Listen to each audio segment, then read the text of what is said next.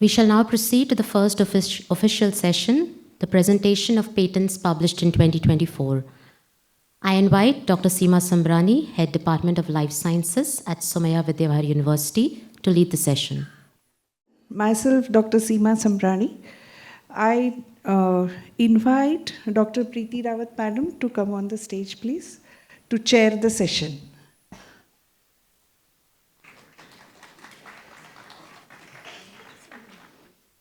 Please.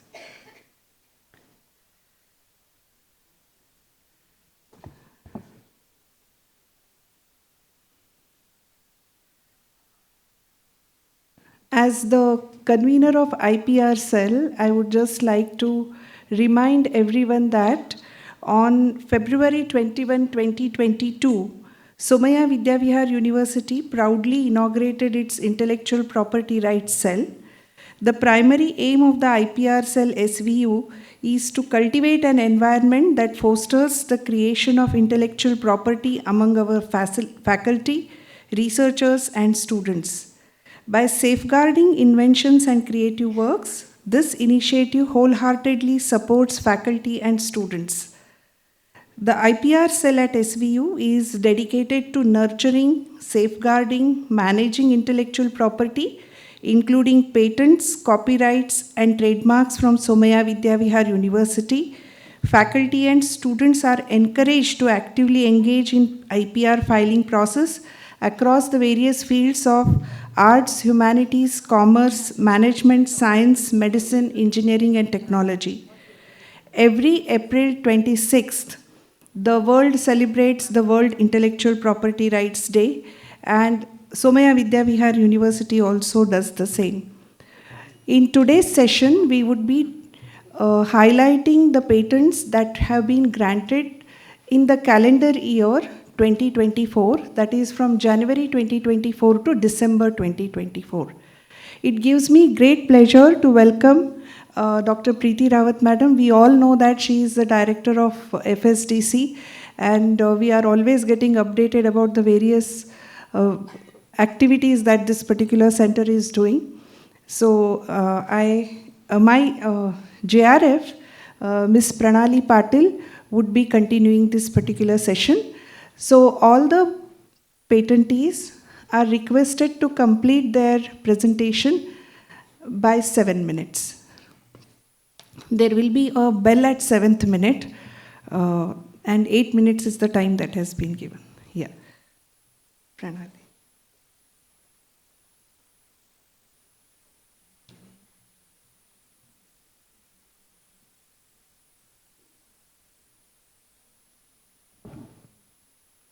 Good morning, everyone.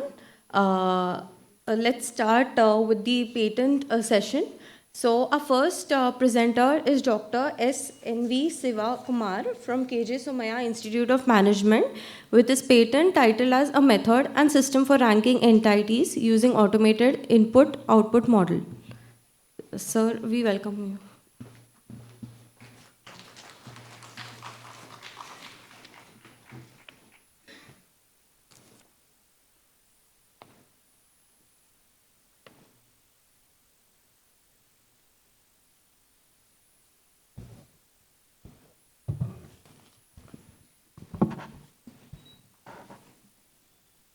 Good morning, everyone.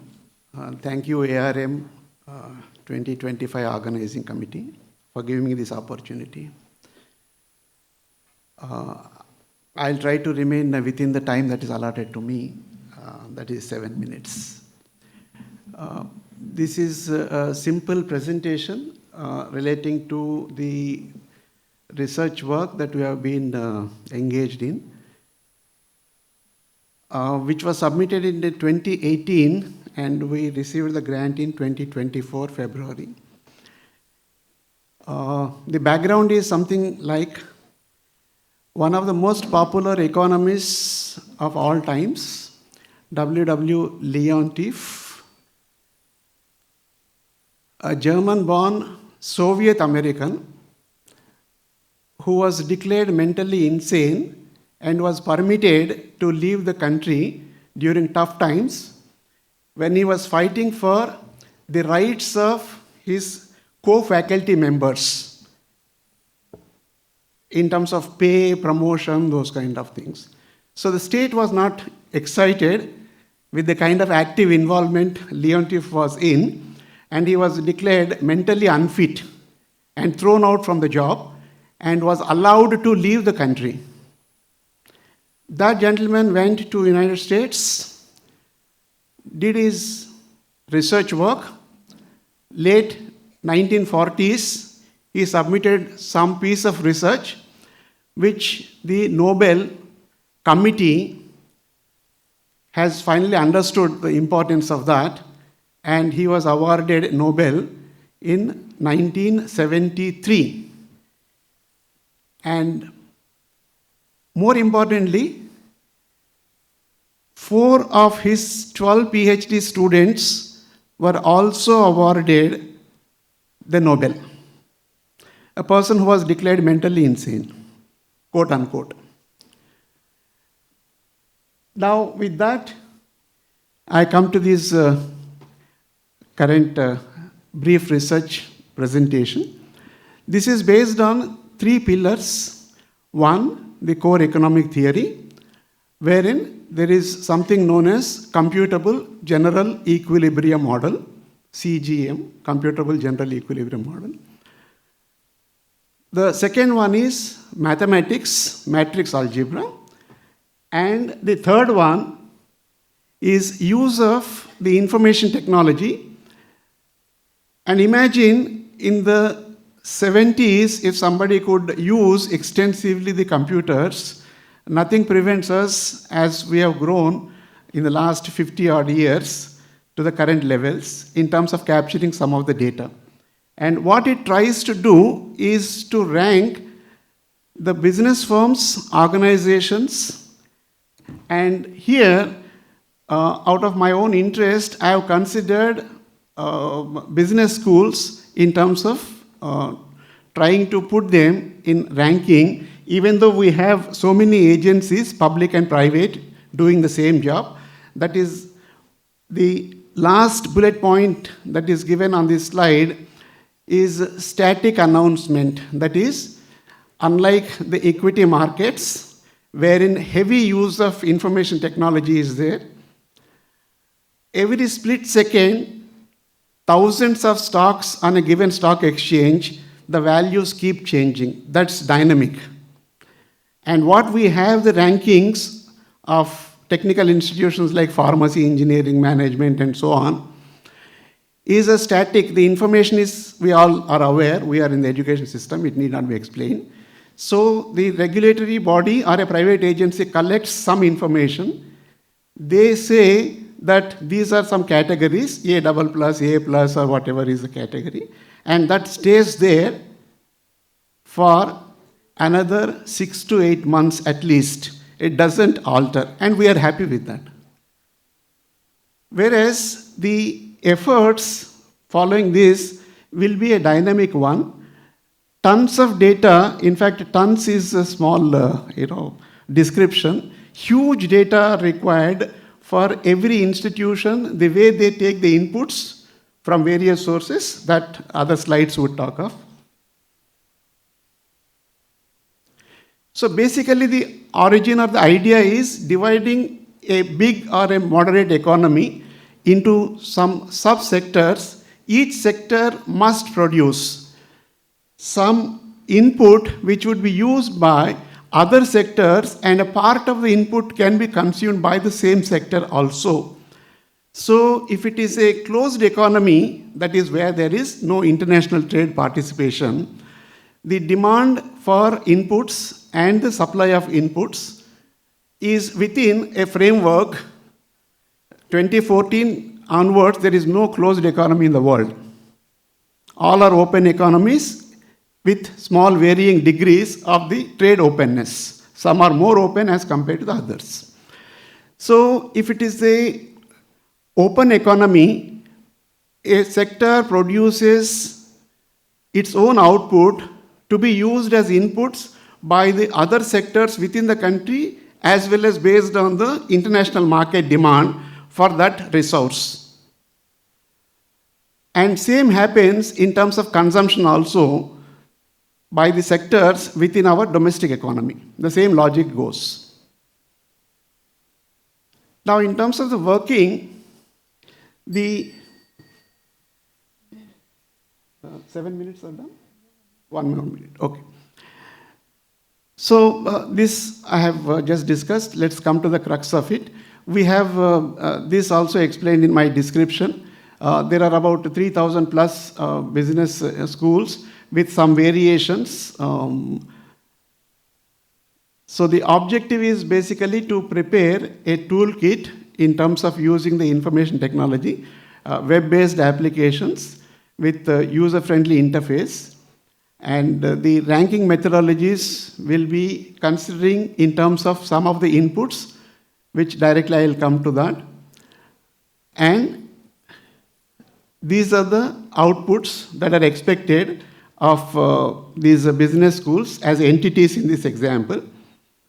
And the institutions are therefore ranked on the basis of this model. So these are the meta details. Applied in 2018, got the grant received in 2024. Thank you. If there is a question or two, I'll be more than happy accepting.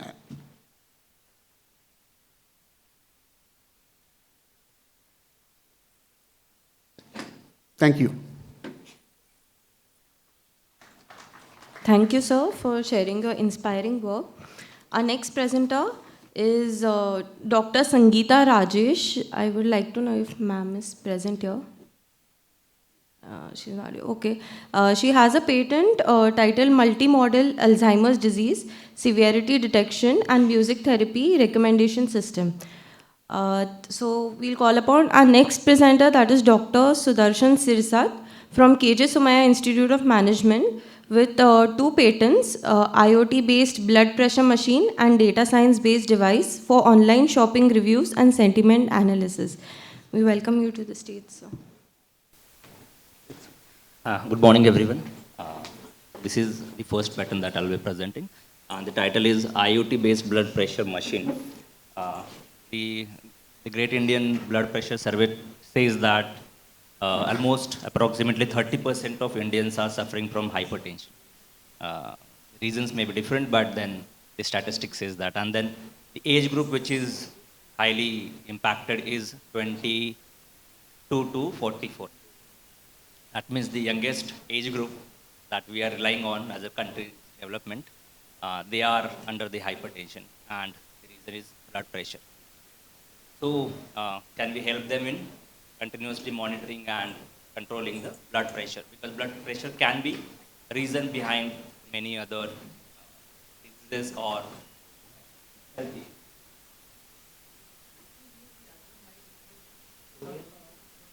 ये बंद करो. Now fine. The design, which is very simple, with 2 buttons, memory and settings, and 1 display.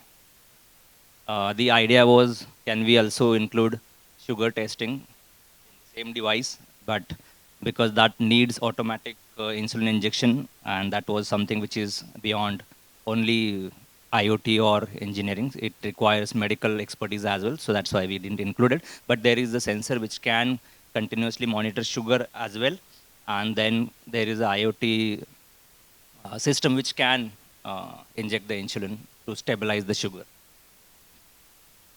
We can use it in healthcare for continuous monitoring and pressuring blood pressure. Patient health tracking is something that we are looking for. Wristband, because most of the younger generation or even most of all of us is using the wristband or digital watches. If something can be specifically designed or used for blood pressure, that would be really good. Why only blood pressure and not others? Because if someone is patient of blood pressure, he'll be more interested in knowing the facts or figures about blood pressure only, rather than maybe how many calories he burned, because these digital watches are, they give more than required statistics. So this is the simple way it will work. Sensors, it will continuously monitor, it will process the data, convert it into digital, will transmit it to the cloud. Again, if it is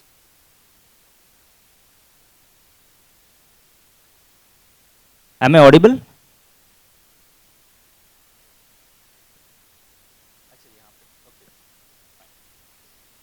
This cloud system will analyze the data, and then if required, it will also pass it to your relatives or your family doctor, and that if required, they will immediately take action on the message that they have received. So we are basically using IoT sensors and Bluetooth or Wi-Fi connectivity for cloud storage. We are doing real-time monitoring, remote access to the doctors or your relatives, data logging for trend analysis, or what is the time in which your blood pressure is extremely high. Maybe that is the time when your relatives will take more care of you, and low power consumption. We are also trying to synchronize it with the mobile app, which can give you statistics or trends, cloud storage for data analysis and pattern analysis, and AI-based insights. Maybe few predictions or recommendations can be done on the basis of this. Can be used for home healthcare, hospital use, or sports and fitness, because nowadays even sports people are suffering from these type of issues. Like we sometimes see that even sports person is feeling ill on the ground, maybe because of the hectic schedule that he was suffering through. The competitive advantages, it is variable, compact, remote monitoring, and AI is something that we are trying to enable. As a future scope, I would like to say that, as I said, sugar test is something that we are looking for, because blood pressure and sugar is something which is combinedly mostly observed throughout the patients. That's it for this. I also have another.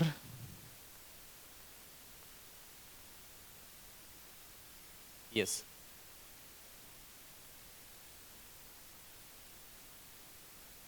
Yes, please.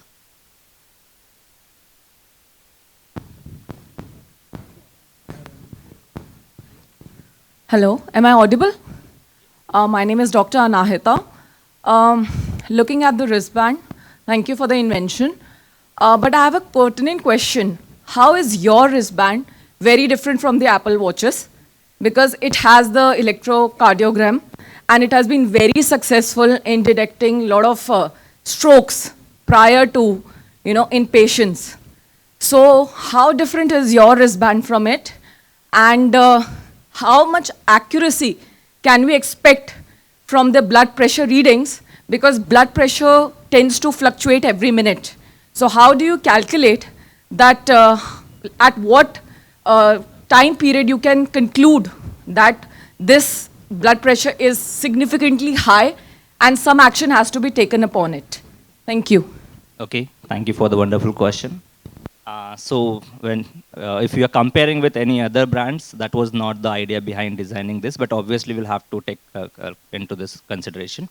So as I said, it is intensely for the blood pressure only, and maybe in future for sugar. Okay. If you are talking about accuracy, since it is depending on your own data, maybe it will work on the reinforcement learning of your own readings. It will try to figure out the patterns, and then maybe it will tell you that during this particular time period or time of the day, your blood pressure level is high because of some activity or something, and then maybe it will recommend you something from the app. I hope that answers your question.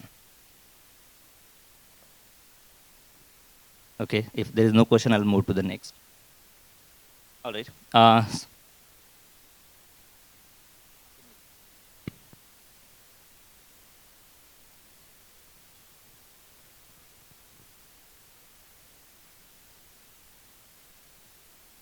Okay, the next title is Data Science-Based Device for Online Shopping Reviews and Sentiment Analysis. Basically, this device or design was taken along with my PhD topic. My PhD topic was sentiment analysis for a regional language, and that is for, I'm working on Marathi language, basically.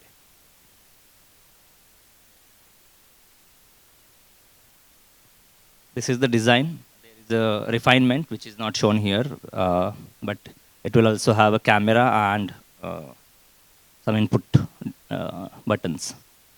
Why we wanted this is because, let's say, if you are purchasing something or if you are visiting any institute, let's say, this device can be kept at like a automatic reception, we can say, or digital reception that we have, people who had purchased something or taken services of that institute or business organization can give their review through voice or video uh, by entering that button, and they'll immediately get to know was it positive, negative. Also, it will be added to the data set. Now, when I'm saying audio or video, that means now user will have the choice of selecting the language.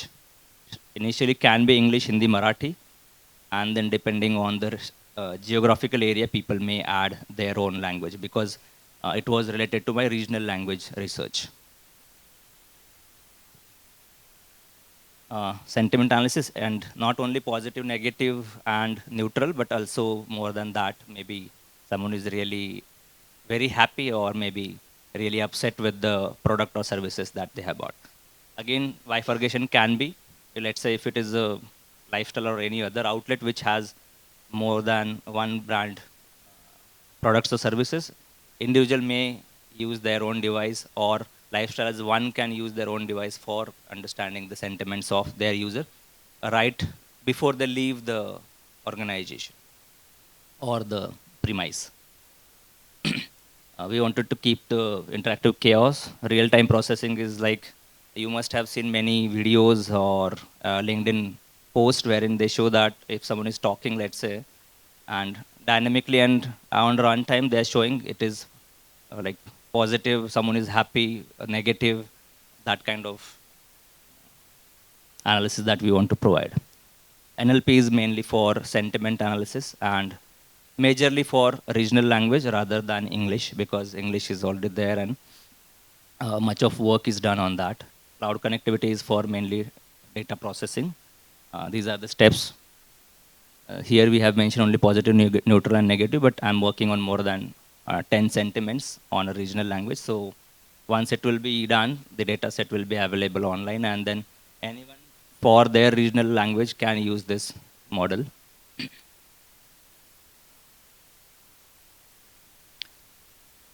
We have used machine learning models and algorithms for understanding the sentiments or even topic modeling. Let's say someone is talking in different sense, let's say only customer satisfaction or services that they are availing. Sometimes it can be neuro-linguistic, like the product is really handy, the voice quality is very low, kinesthetic kind of things can also be added in this in future. It will be connected with the internet. Can be used at retail stores, shopping malls, e-commerce customer support, or even academics for that matter, or whichever is your organization. If you are really interested in gathering the data and you want to analyze the data there and there itself, or in future you want some charts or reports on the basis of that. Future can be integrate. Right now it is just one way. In future, if it can interacts with you as a digital assistant or digital receptionist, it will be more than, but for that I'll have to work on NLU and NLG both. I'll have to have knowledge-based expert system to answer all the questions which someone is asking for. So right now it is only one way, which is input your reviews or feedbacks in the system. Facial emotion detection is also something that we will be working on. If there is any question, I'll be happy to end. Thank you. Questions, anyone? Thank you, sir, for sharing your inspiring work. Next, upon we have Dr. Anuja Agarwal with the patent title Jewelry Box with AI-powered personal stylist from KJ Somaiya Institute of Management.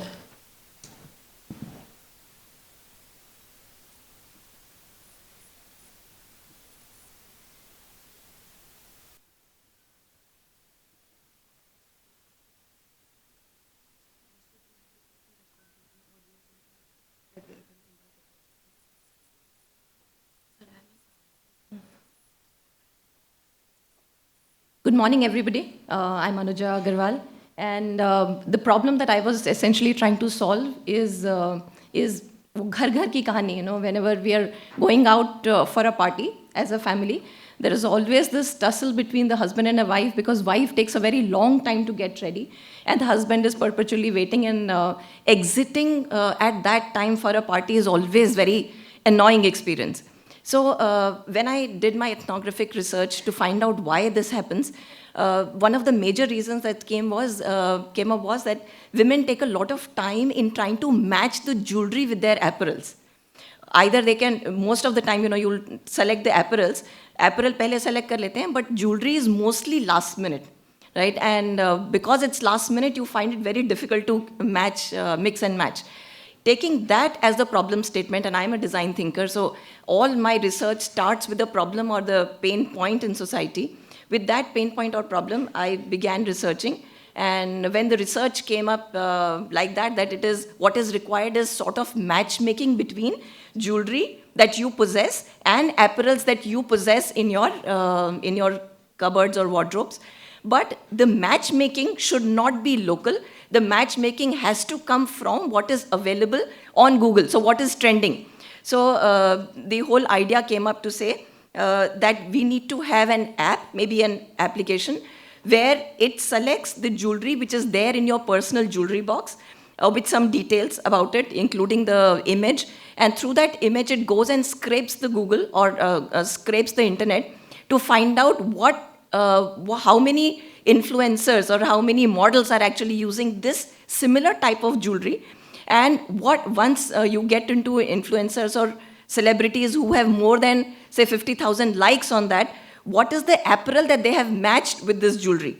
Once that matchmaking happens on the internet, then we scrape the internet with the apparel that they are wearing, and then bring it back to say how many items or how many apparels which are present in my local wardrobe match this apparel which the influencers or people who have got maximum likes, they are wearing.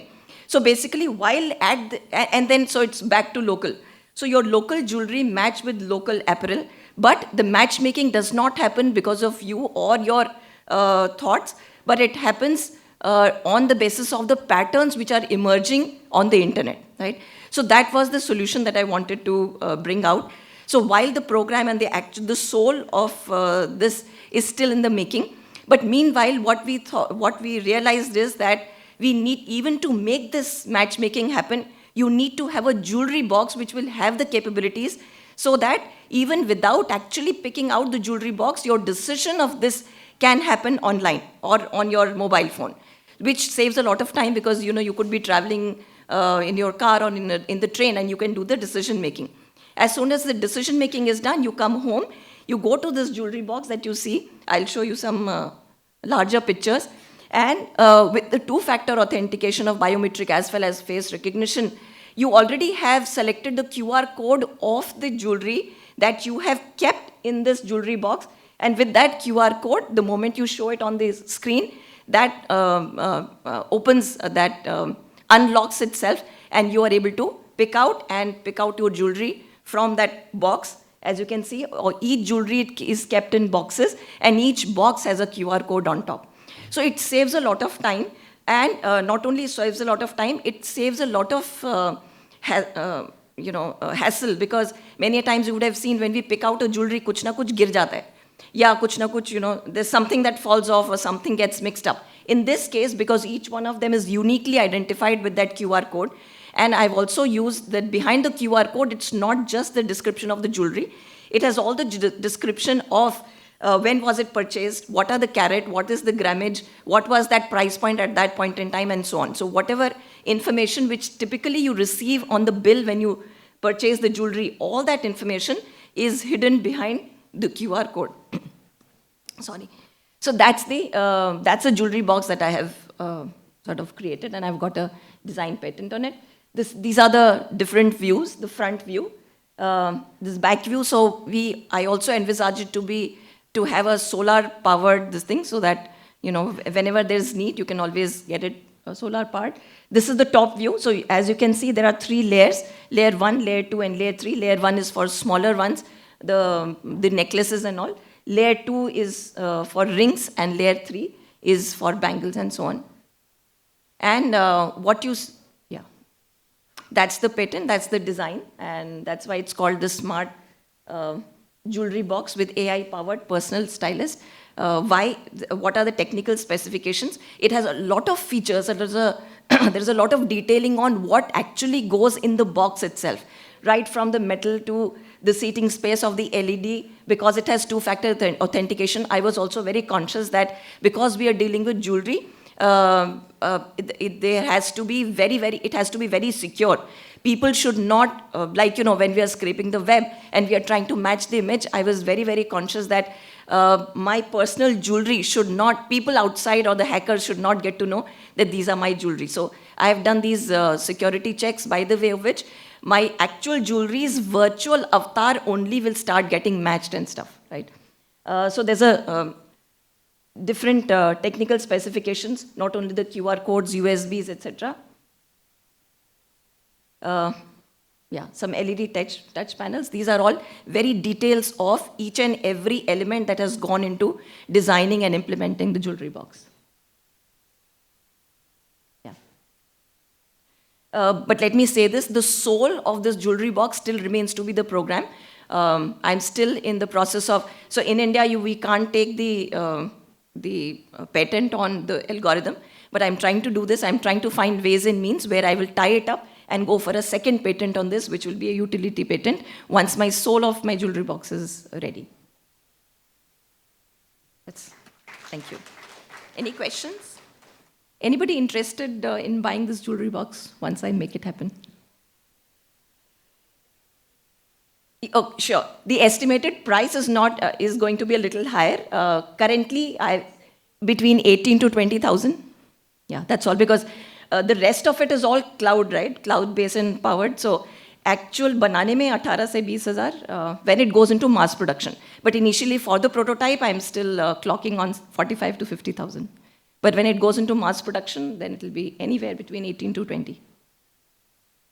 But the soul, you will have to purchase this and you will have to download the app, which is going to help you make the decisions. Yes? Do you find a contradiction in your design? You said that your jewelry should be safe. At the same time, the jewelry box has a solar panel. It needs to be outside every time, because in a week, maybe once it is going to be used.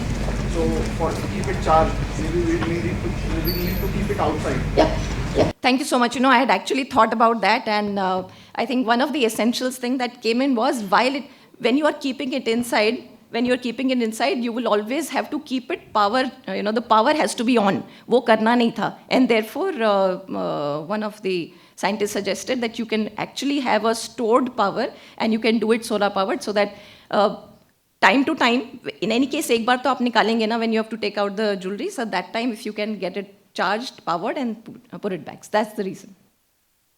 Thanks. Yeah, thank you so much. Thank you, ma'am. I have a question, Dr. Anuja. Yeah. I can't see. Yes. Yes. What is the weight of the box and how much jewelry you can have in this box? Yeah, so I don't have an exact specification of the weight of the box because I have not got into what material I'm going to use. My materials, this says it has to be metal, but we are also debating with a fiberglass and some other materials, including glass itself, for some reasons I'll tell you.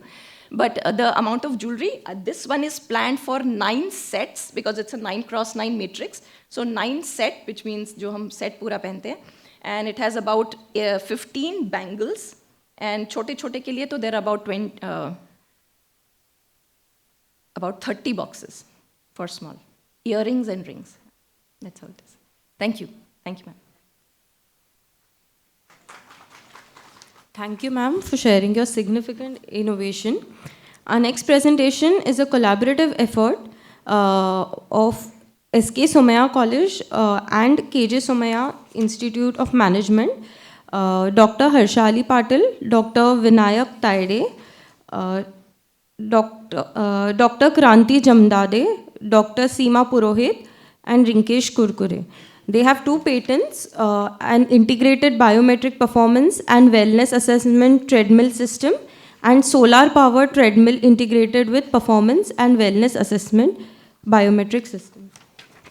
Good morning, everyone. I'm Dr. Harshali Patil from SK Somaiya College, School of Basic and Applied Sciences. Today I'm going to present our design patent, an integrated biometric performance and wellness assessment treadmill system. Basically, we have presented one research paper based on Ayurveda in 2023, and we got motivated, we got Best Paper Award, so we got motivated that we should work something with Ayurveda and we should blend the technology with that. We all know that in this digital era, people are using the gadgets like computer, smartphone, laptops in their daily activity. Even at office, people are like office people, or I would say IT professional, corporate people, all are having long sitting hours along with that extended screen time. So which leads to this high sedentary lifestyle. Even the facilities which has been provided by technology as like a remote control or online shopping site, along with that online food ordering system, which causes very low physical activity, and that leads to the high sedentary lifestyle, which causes various issues as like musculoskeletal issues, mental health issues, and anorectal diseases. Because of this low fitness activities, or I would say that because of there are no activities, physical activities, there are certain diseases which younger generations are going to be identified with, which we can say that cardiovascular diseases are there, diabetes is there, and obesity is there. So to break this vicious cycle of low fitness, or I would say that sedentary lifestyle, we have thought of, can we have a proper exercise system, a treadmill system, along with the person who will be able to work as well as the person will be able to work out. So the blend of the technology and Ayurveda that we have thought of designing as a treadmill. So when we are thinking about this treadmill concept is based on Ayurveda, where as per the Charak Sanhita, person's prakriti has been identified on the basis of both the parents, mother and parents' prakriti. At the time of conception, the baby's prakriti has been identified. So as per Charak Sanhita, prakriti has been divided into 3 categories, which is Kafaj, Pittaj, and Vataj. Kafaj prakriti is made up of earth and water. Pittaj prakriti is made up of little water and fire, whereas Vataj prakriti is made up of ether and air. These Pancha Mahabhutas, or I would say that 5 elements, and the Tridosha forms the prakriti of a person.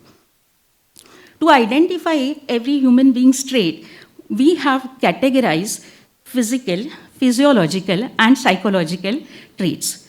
So every individual's prakriti identification will be done with the basis of these 3 categories. In physical, we have identified what would be the eye movement, what is the hair color, what is the skin color, what is hair texture. Similarly, for physiological, how is the build of a person, how is the walking style of a person. Even in psychological, we have identified that some traits as like how the person's emotions are, like whether the person is very emotional, at the same time, how is the memory of a person, what are the likings of that person. So based on these different traits, we have identified what may be the prakriti of the person. So as per the treadmill, what we have designed, the treadmill is having various cameras which has been mounted, which captures the traits of the person. We have here the first camera, which is at a hands, which is actually going to identify the veins of a person. There are cameras 2 and 3, which indicates the eyeball movement and the face and the chest.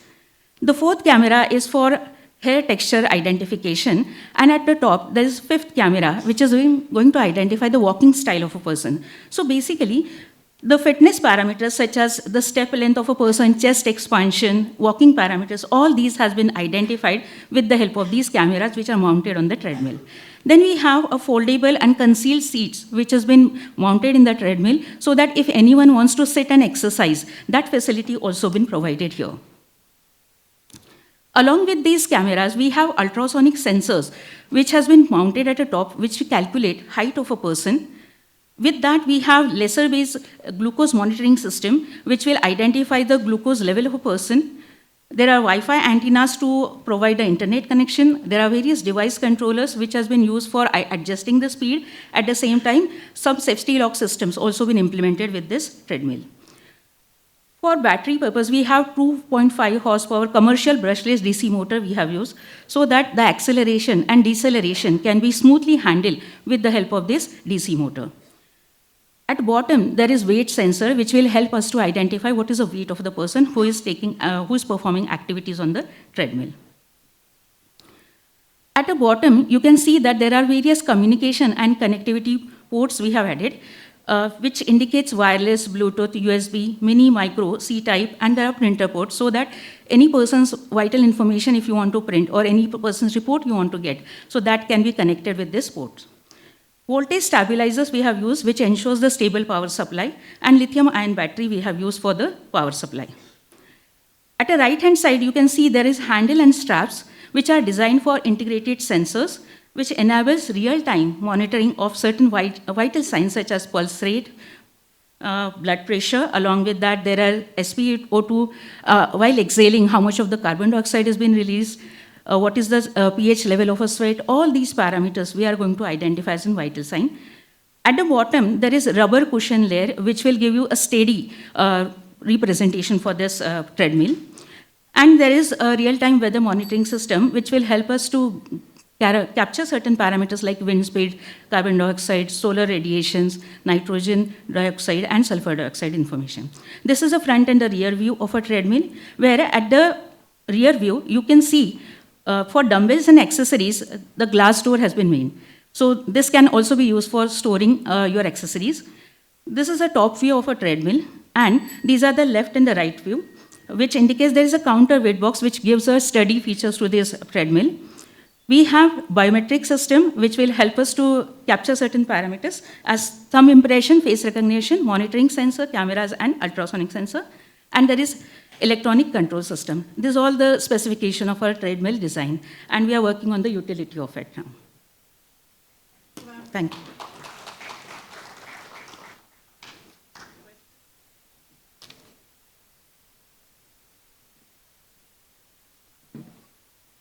Thank you. Thank you, everyone.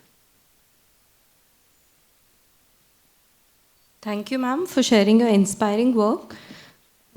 Okay, we welcome Dr. Kranti Jimdade, ma'am, to present her patent on solar-powered treadmill integrated with performance and wellness assessment biometric system.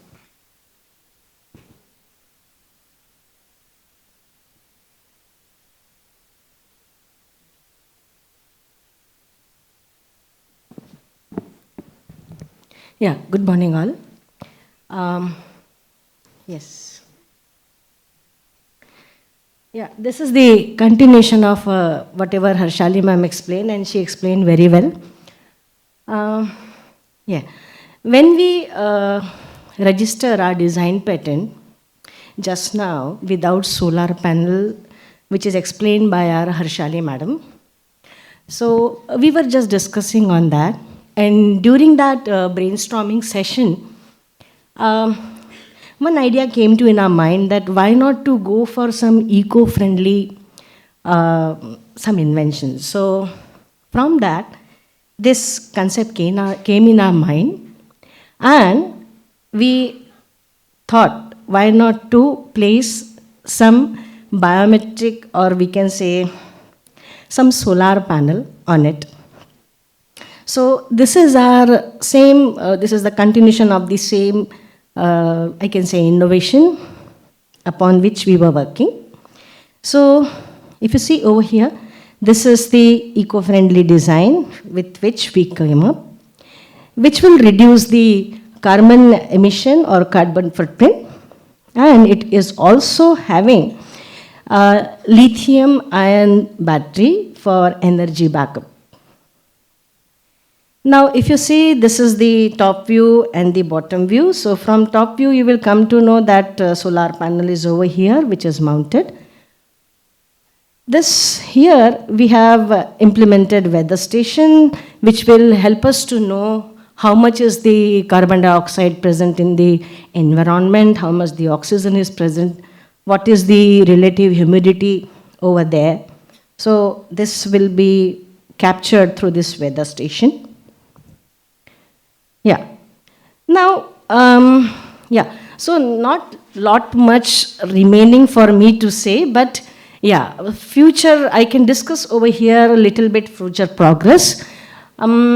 we are trying to incorporate fog behavior model. So if you see, this fog behavior model has 3 components in it. One is motivation, another one is ability, and third one is prompt.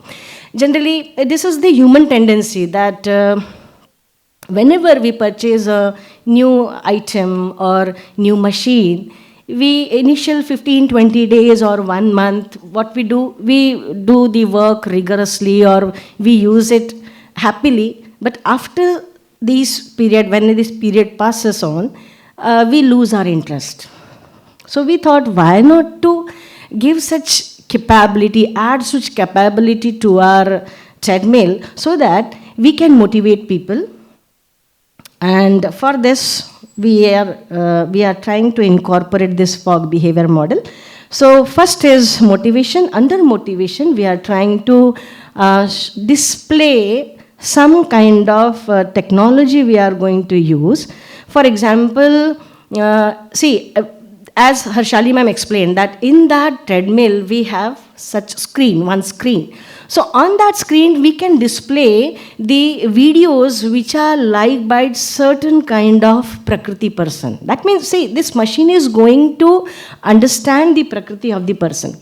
Once the machine identifies the Prakriti, according to the Prakriti, this machine will display particular, I can say, the video. For example, if you see over here, Pittaj Prakriti person, generally they like mountains. So we will show the videos related to mountains. For Vatash Prakriti, they require or they like lush green forests. So to them, we can display such kind of videos over there so that they will be motivated. Then next, this machine will dispense aroma which will be liked by the Kafash Prakriti. Suppose, for example, Kafash Prakriti people like eucalyptus or thyme or peppermint aroma. So such kind of aroma this machine will dispense. For Vatash, it will dispense sandalwood or cinnamon or frankincense aroma, which will be attracting them to work on. Okay, then similarly, the next point is the ability. So through our machine, we are providing them rubber cushion. They can work out either standing or sitting. Then also we are prompting them. We are going to, I can say, integrate app with this so that through the app, we can give them personalized reminders. We can notify them through the cues. Even we can show them the dinacharya. Dinacharya means at which time they have to work out. For example, for Vatash Prakriti, low intensity workout is quite enough. And either they can do in the early morning or early afternoon. For Pittaj, they can do late evening. So these are the times when they have to work out. So such kind of prompting also we can do. Yeah. So these are our stakeholders, and in the interest of the saving time, I'm not going to explain all. I will consider over here three stakeholders. One is Ayurveda physicians, second one is BMC schools or the corporates, and third one is the BMC schools. So here I'm going to for Ayurveda physician. As we know that for an Ayurveda physician to treat Vikriti means any disease, they must know the Prakriti of the person first.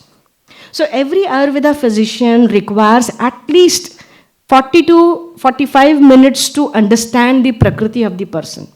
Once they come up or they know the Prakriti of the person very well, they can diagnose them very well as they can prescribe the medicine correctly. So that's the reason it is quite time consuming part, right? So this machine will help them to reduce that time, and it will reduce the time of the patient also if they have such kind of treadmills in their home.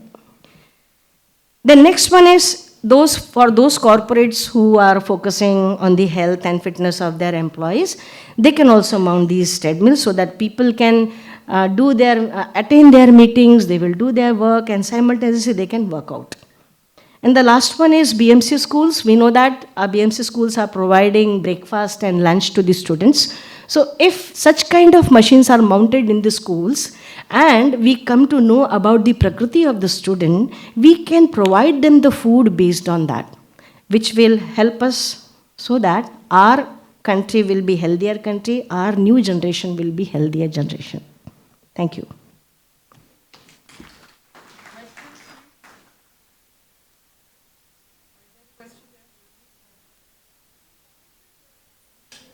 What is the role of NGOs over here? Okay. Yeah, correct. So we can connect with the NGOs who are helping the poor students or the poor children. They can provide such facility to those, and they can help them to use such treadmills. Thank you, ma'am. Okay, next we call upon Dr.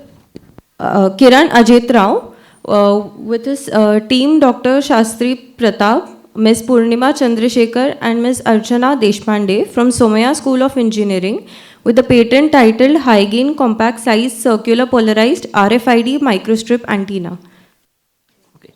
Good morning to one and all. The patent here we have tried for high gain compact size circular polarized RFID antenna. To make you people understand about what is this particular patent, I would like to explain few terms. First is what is RF antenna. So each and every device nowadays which is getting connected without any wire, that is wireless communication, requires an antenna. Although antenna is a passive device, but nowadays it is acting as sensor as well for many different applications. It could be agriculture, biomedical, medical. There are variety of applications where we are using the antenna. So antenna is a sensor which transmit and receive the signal. Now just to transmit and receive the signal, there are many problems which are associated. So we try to work on two different problems. One is by using the polarization and another is to reduction in the size. Because if you want the antenna to be smaller in size, there are many more complications at the lower frequency. As well as there are many more complications at the higher frequency also in terms of gain and other factors. Now we are concentrating about here in the circular polarization. Polarization means it is orientation of electrical field. RF signal indicates electromagnetic signal, means electric field is perpendicular to the magnetic field and both are perpendicular to the direction of propagation. So here there are three different axes are there which are having different like signals into it, and one is propagation. So there is something called as linearly polarization. Linear polarization means there is a straight electric field and straight another electric field at the receiver. They are getting connected if they are aligned. Now in case if they are misaligned, in that case there will be no like transmission and reception is possible. So there we need a polarization to be circular, means the electric field is going to be an circular one, and electric field at the transmitter also need to be circular one. It's like always I give an example at the time of explaining to students. The person who is more diplomatic, right, can be easily getting accommodated for each and every like environment, right? And the person who is very much straightforward, he is getting aligned with only a straightforward persons. Similar way, यहाँ पर भी the antenna which is having circular polarization can be getting easily transmitted and receiver at the destination. So that was the main intention behind or the problem where we worked. Another is reduction in the size. As we go below the 1 gigahertz frequency decreases, the wavelength increases, the wavelength is directly proportional to the size of antenna. So that is why the size reduction is also a problem as we move towards the lower and lower frequency. By looking at this, we try to design the antennas by implementing a circular slot and then one circular sector slot, that is like an arc-like slot, and one horizontal slot on the antenna, that is a circular patch antenna. And another, we try to implement the elliptical slot to convert the normal linear polarized antenna into a circular polarized antenna. So these are the two different problems that we identified and worked on it. And then it was observed that it can be used for many RF applications. So here is the design where you can see there is a circular slot at the center and there are two circular arcs on the side, right? So they are like converting the linear polarized of previous antenna without slots into a like circular polarization slot. a circular polarized antenna, but here we observed it was not circular, it was an elliptical, and the axial ratio indicates it is the elliptical polarized. Elliptical means it is not circular, where having electric and magnetic field are having different intensities at different points, and that is why the axial ratio value for the 0 dB is coming out nearly 5, right? So here you will be able to see, here it is the 5 value. So if you are able to reduce it till 0 or up to 1 or in between 1 and 2, it can be used as circular antenna, and for that we tried to implement a elliptical slot on it, and we replaced the circular slot with the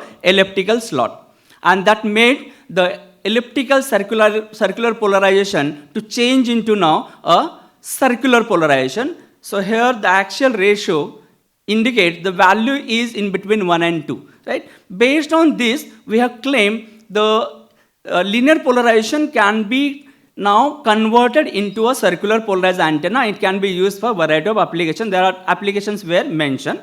Another point we have observed here is this was initially a circular patch antenna which was designed around 2.4 gigahertz, which was implemented during our STDP for transmitting the text signal. And by having a patches on it, that is defective patches on it, it was observed the size of antenna is reduced by nearly 33%. So that is in terms of lambda, 0.6 lambda dimensions were reduced up to 0.35 lambda. So based on this, two claims were settled. One is by using the slots, horizontal slots on the both sides, making the two sector slots and circular slot. We try to minimize the size of antenna, and by using the elliptical slot provided with the feed will be like the away from the axis, it was observed the linear polarization is now transmitted into a circular polarized antenna, and these were our claims. Now the patent is published and it is under evaluation. Thank you. Any question?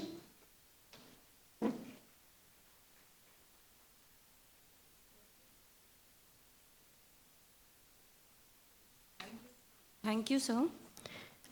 Next, let us welcome let us welcome Ms. Rupali Patil, along with the team Chetan Ahir, Sarika Zavre, Mr. Milan Gazre, Mr. Vinayak Bairagi, who have developed a system and method for predicting and advancing heart disease using a squeeze recurrent neural network with political optimization for gene expression data analysis.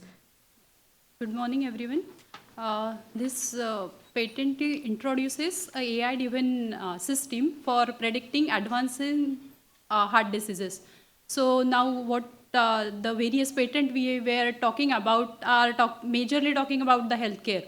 And when we combine or maybe the hand-holding between healthcare and technology, so the technological part where we all know that AI is the one which is the latest technological update. So if we can combine AI-driven system in healthcare, then that will be a major contribution in medical research as well as in the AI technologies.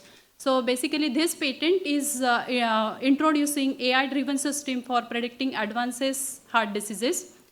Now as far as heart diseases are concerned, we all know that it's a major problem all over the world. Cardiovascular diseases are creating major death all over the world.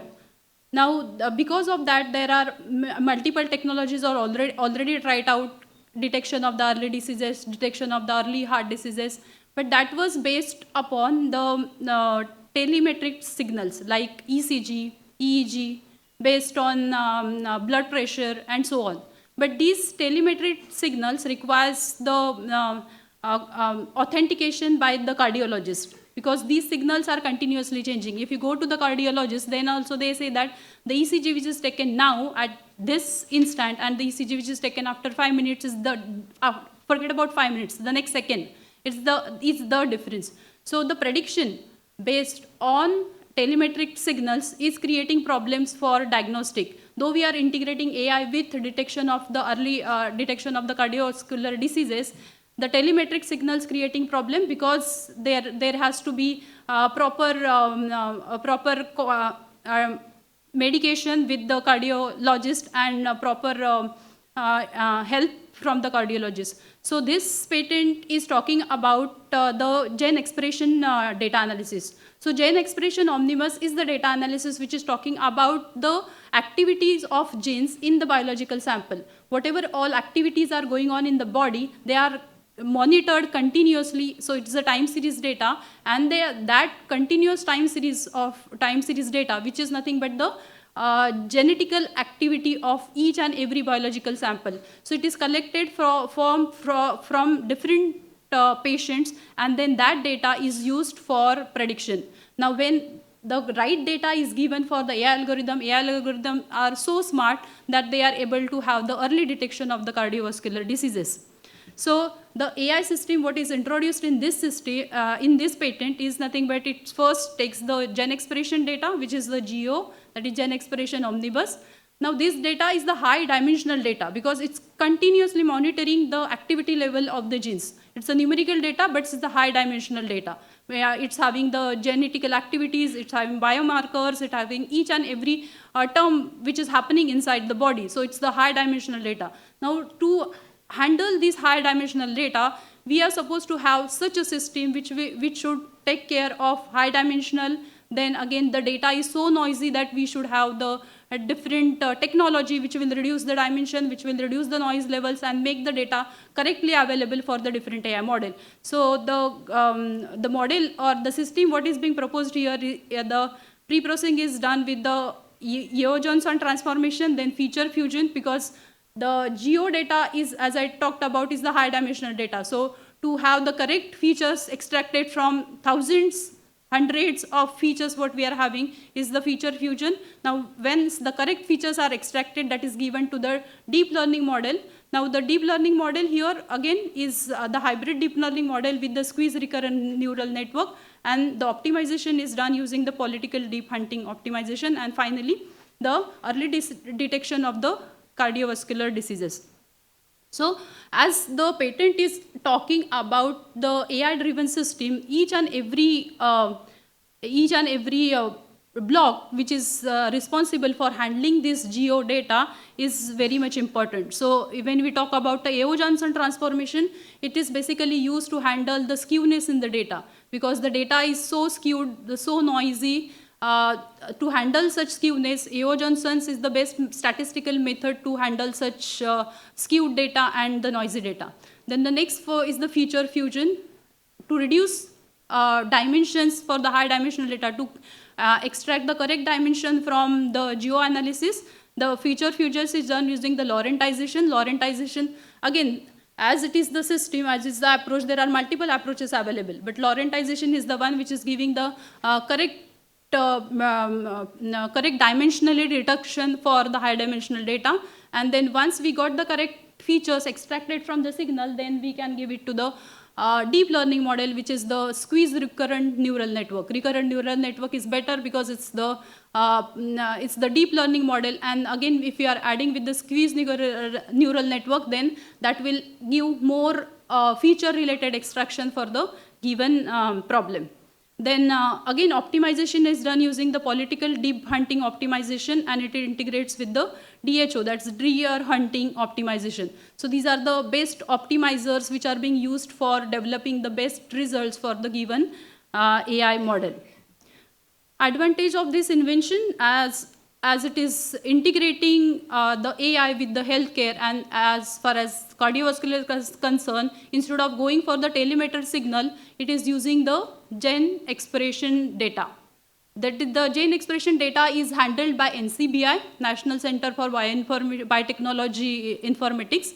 So NCBI maintains this database, and from the database it's very easy to download these data, and then it can be used in multiple healthcare operations. Like it can be used for early detection of cancer, it can be used for early detection of cardiovascular diseases, and so many. So as it is the gene activity is playing major role in, so when we say cardiovascular, it's not only heart related, all other gene levels also making it more impact on the analysis or diagnosis. So that's why when it is involved with the gene expression data analysis, the diagnosis, what we say is as early stage diagnosis for any healthcare problem. That is possible using gene expression data and early detection with artificial intelligence driven system. Then we can have the correct solution for the given problem.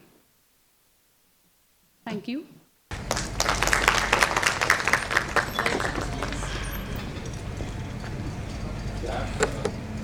Questions. One is, what are the important biomarkers that you're interested in? So the second question is, the title said advancing. So can you only use this model once a person has been, diagnosed with at a preliminary stage, or can it be done earlier also? Okay. So for the first question, what are the different biomarkers being used? So this is the patent for system and method. So this is the approach what we have submitted, and then it is accepted. So the implementation, as far as the implementation part is concerned, we are still working on getting the data. So the different biomarkers are the gene activity level, then biological changes in each and every cell which is happening in the regular activity of a person. So implementation part is not yet done. Only the system. Yeah, so I was wondering, because there's a lot of research that shows that, for instance, insulin resistance biomarkers or apolipoprotein biomarkers, HSCRP, etc. Yes. So whether those are the biomarkers that you will be. Yeah, we are just researching on that. This patent is only for the system approval. Now we are implementing and researching more on what all biomarkers we can use it. And for the second question, the thing is that it's not about that when it is detected, it's the continuous activity from the different patients, it's being monitored.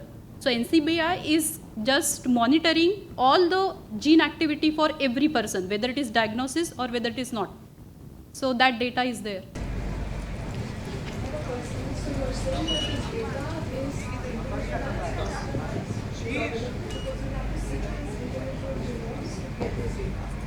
It's for the different individuals, and for different individual continuous genes activity level which is being monitored. But then you have to actually sequence that individual genome to get the genes. Yeah. So is this data already there? Because this is asking for, like, you'll have to sequence every person, every patient who has been detected with this, the genome will have to be sequenced. And then how are they going to do this? Yeah, so what NCBI has, it's a huge data. So from the huge data, you also means the person who is doing research on that has to sample the data based on the requirement. So this data is already there? Yes. Okay, thank you. Just have to sample because it's a huge data.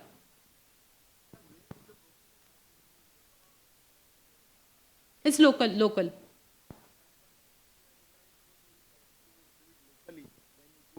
Need a certainly very big amount of processing power.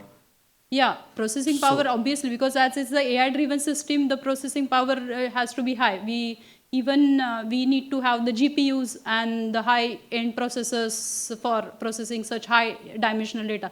That's why we are supposed to introduce some dimensional reduction technique, and then we need to have the sampling of the data and so on to have only relevant feature extracted from the data. No, the question is, how do you have such a small device do such a large operation? Because the way you are saying about dimensionality of the gene expression itself, not the pool of data that NCBI has. Correct. The expression data itself would be multidimensional, I suppose, and it is very large. Yes. And across multiple patients. True. So how do you plan to process that? That was the question. Yeah, so sir, that's what I said, we are just researching on that. The patent which is published and accepted is for the approach, for the concept which is being introduced. We are implementation part, we are just researching and doing some analysis on that. Yeah, I have one question. Okay. So I just want to know, is there, you are saying that gene levels, it is particular copy number, or it is a whole genome sequencing or particular SNP you are looking for? Because there are lots of biomarkers. Then how you can express those gene expressions? Because if you are checking interleukin 6 for stress condition, then it is going up in the blood. So what are the samples you will use for that? Blood, saliva, urine, or?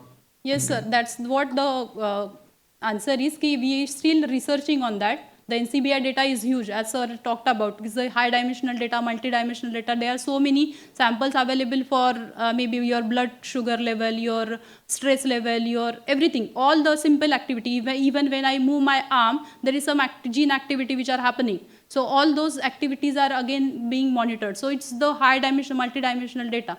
So it depends for what problem you are using your data, accordingly you are supposed to sample it. So that sampling part and analysis part we have not yet done. So this patent is about only for the concept which is being submitted.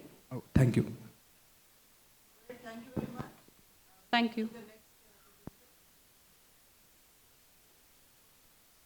Thank you, ma'am.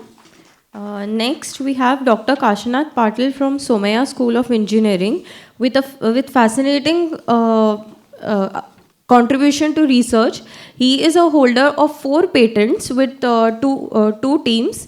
The first team includes Mr. Muzammil Ahmad Sheikh and Lavanya Karhadkar. They have 2 patents titled a bead or pearl coating device and a solar energy based waste incineration and gas and liquid heater device. The second team consists of Dr. Nandakumar Gilke, Dr. Kashinath Patil and Mr. Sandeep Langde with 2 patents on composition for brick and a liquid, a semi-solid jaggery manufacturing device. We welcome you, sir. So thank you for giving me an opportunity. So I'm going to talk 4 patents in line. Okay, so out of which the first is basically beads and pearl coating device. Muzammil is sitting just back. He is one of my master's student, and along with Lavanya, again a master's. Then the work which we did is way back in 2018. So technically what we tried, all these 4 patents has to be implemented onto the industry side, so as to look at some sort of, a sales activity, because once you have a patent gain, so all 4 are already granted patent. So next stage is whether I can sell it. And that's where something which really keen for which we are working.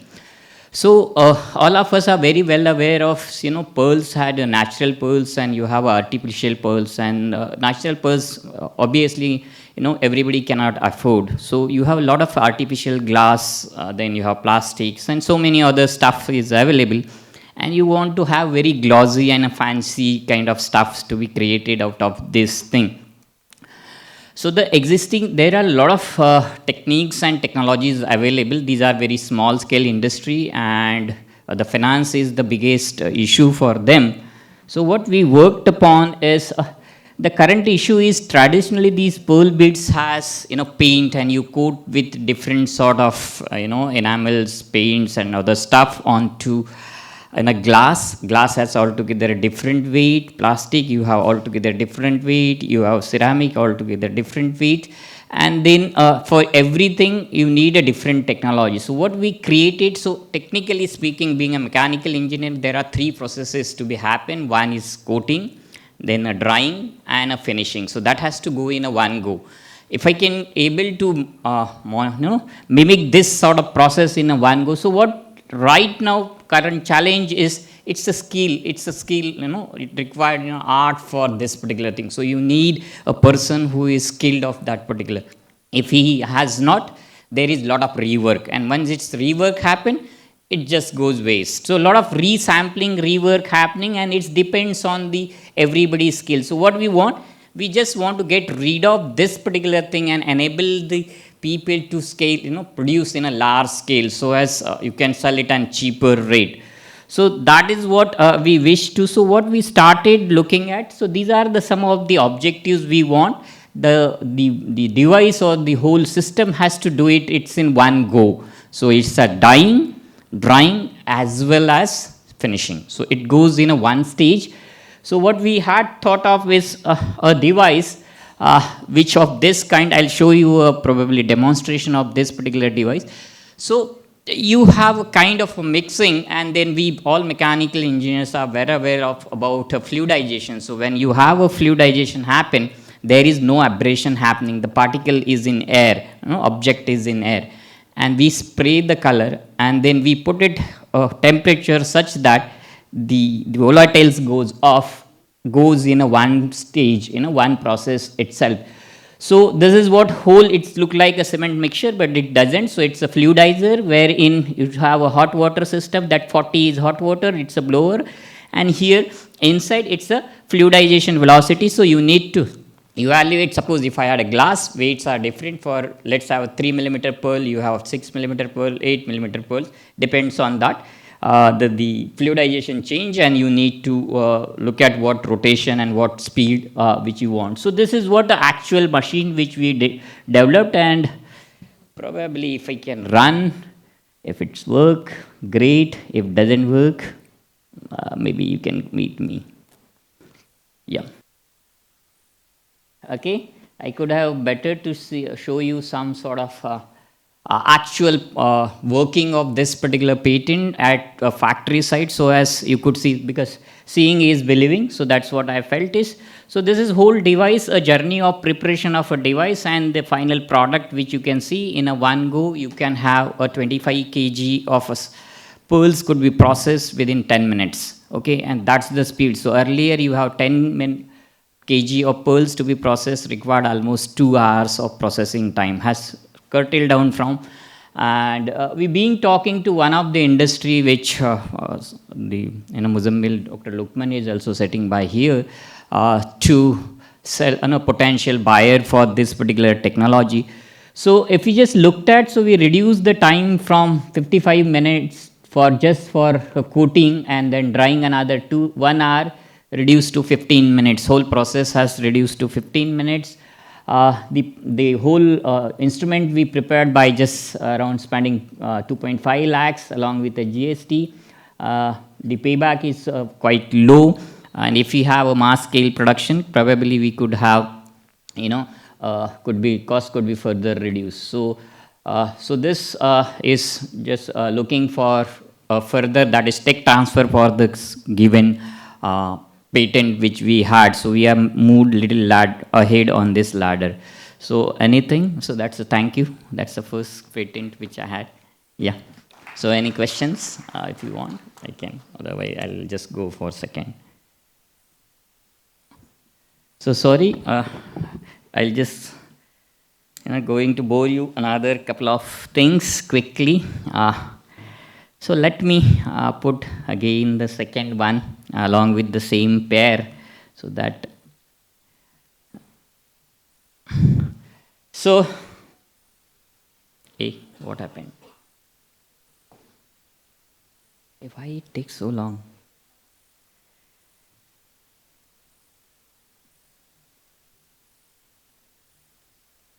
Yeah. Okay.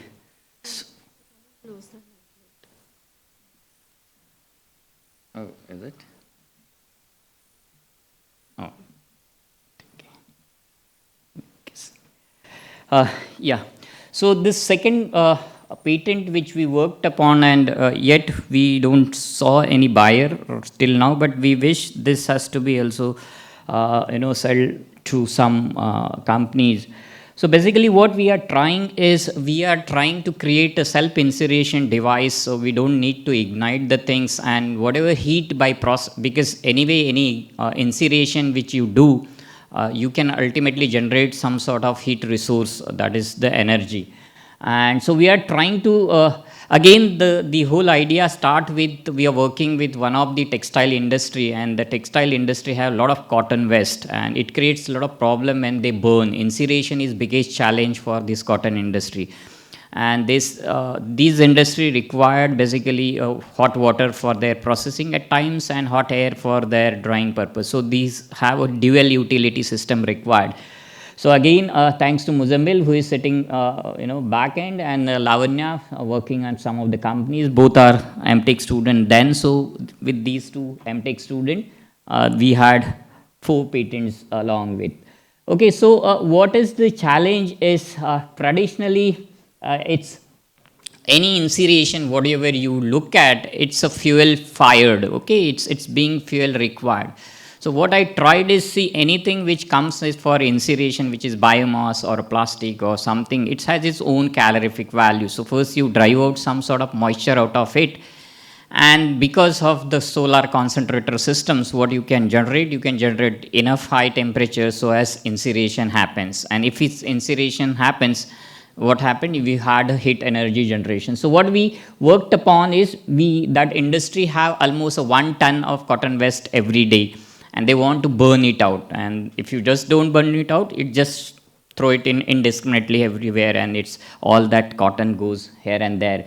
You cannot reuse that particular cotton. So we converted. So the technology is pretty simple. So the device looks to be this particular way. So what you have a chimney-like structure, and you have solar system which I use for the power generation, because I want to thought of a structured, suppose if you see garbage bins in municipal corporations, and people put a fire and then just all the gases emitting. So if it is a closed environment, you put it, suppose every day 1 p.m. it start burning, it will burn at 1 p.m. only. Okay, so whatever time you schedule depends on the concentrator. So what I had is, this is the concentrator system which focuses for the auto ignition and generates the heat into it. Inside this particular chamber, what we had is coils being put up for the heat extraction. So we have water as well as air flow, depends on whatever the requirement. So the invention goes like this. So technically what this is other side of it. Again, this innovation which we got, the grant happened to it. So this is the grid, and here whatever heat recovery system which we placed in, and the bottom is the ash chamber. The present technology what we haven't addressed is the scrubbers, because anyways whatever the environmental pollution going to happen, it's going to happen. So we want to augment this particular technology with the little bit of scrubber. If we can have scrubber, probably this will be a better, so the opportunity to sell the technology. Okay, still environment has not been addressed. So only for the company we just created a heat recovery systems, and from that heat recovery system, this is the patent which we have. The solution I already spoke about. So this is a solar concentrator based system which generates hot as well as hot air as well as hot water, and try to reduce the contained all the waste in a one go. So this is what all about the technology. So that's what. Anything? I'm here. If not, I'll just go ahead. Yeah.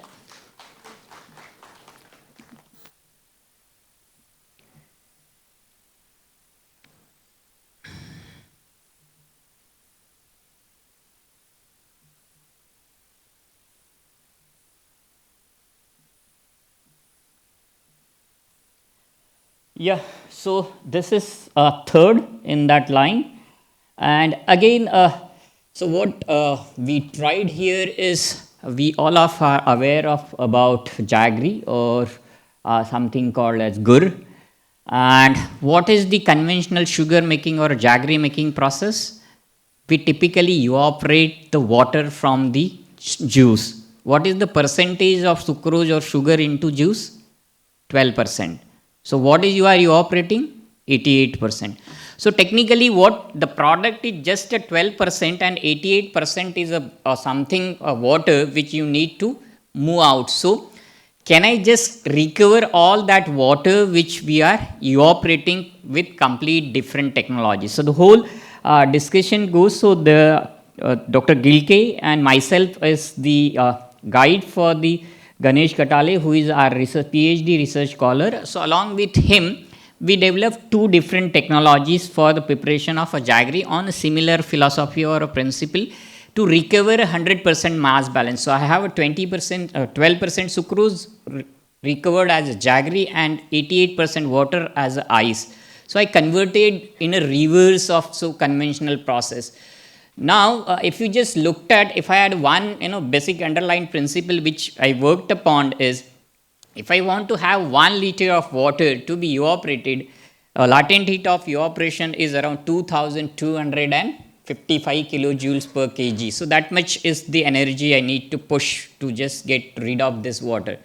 But if I want to have 1 liter of water to be go into the from liquid to ice, that is a latent heat of fusion, it is 335 kilojoules. Check out. In that numbers, though the combustion process has better in efficacy, this process has little lower on to efficacy, but you just look at the numbers, you had numbers in your favor. But since the technology is matured in one particular dimension, we just want to look at what best we could do. So what we have 3 technologies developed for this. One is a layer freezing, another is a sparkle freezing, and a reactor freezing. The present patent which I am going to talk about a reactor freezing, but we do have 3 technologies for the similar principle. Because if I just reduce it into a spray or layer form, I can have a better heat transfer and better is the efficacy in terms of the process. We've been talking to some company for this selling of this technology also, except the last one, other also we are talking of. So we can recover up to 60 to 80% of water, because sucrose is something which is a precious element. If I go beyond 70% of ice, my sucrose entrapped into the ice. So the valuables goes into the ice. So I can have a liquid jaggery, you can say, people call it as a kakvi, that could be prepared from this process very easily, very effectively. And this is more hygienic. So what we had is, I just want to just say that, so what we have, this is a kind of a chamber wherein you reduce the temperature to the freezing temperature. It's called as a eutectic point, where a sucrose should be freezing, ice should be freezing and sucrose should not. Otherwise, sucrose will also get freeze, so it will go solidify. And if you just look at around -4, sucrose starts solidifies. So what I need to have anything above that. So my system has to work on that. And then whole philosophy which we worked here is, it's a secondary brine, because I cannot use directly, otherwise I just have go little below, so as my sucrose is also going to get freeze. So this is the technology which we developed here, and we get a jaggery prepared inside this annulus. Red is basically jaggery, and you can have ice, cylindrical ice structures you can form, and you can get, just heat it, you will get ice. So you can recover 100% water, otherwise that water get lost into the conventional process. So I had 100% mass balance with a most energy efficient process for the jaggery preparation. Here water is in bulk, so my heat transfers are low. But if I just spray it in a small bubbles, it will get more efficacy. You will get a better ice formation as well as a jaggery formation. So I had 3 technologies. So this is another one. I'm not going to go into detail of this. And these are some of the results. Somebody wants to discuss, we can come. Okay, so we can discuss. So how much is the energy required for this? For all 3, that is layer freezing, sparkle freezing, and a refrigeration with ice reactor. So we already have an ice reactor system ready with us. Anybody can see that. Okay, so that's it for a 3rd patent. Yeah. I thought they understood everything. Let me quickly go to the last one, and I'll just leave for a while. There's one question. Yeah.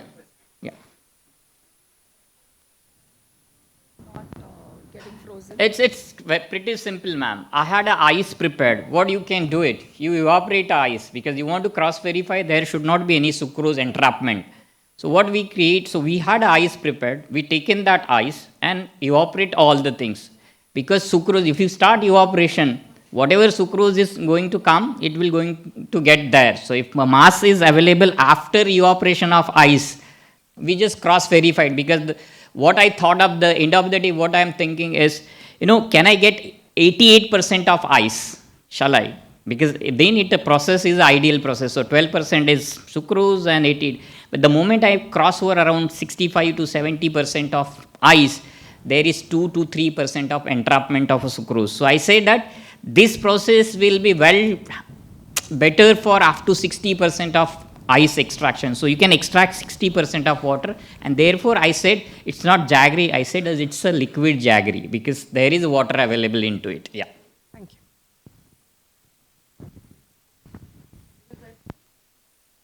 Yeah. So Yeah, and that's the last one.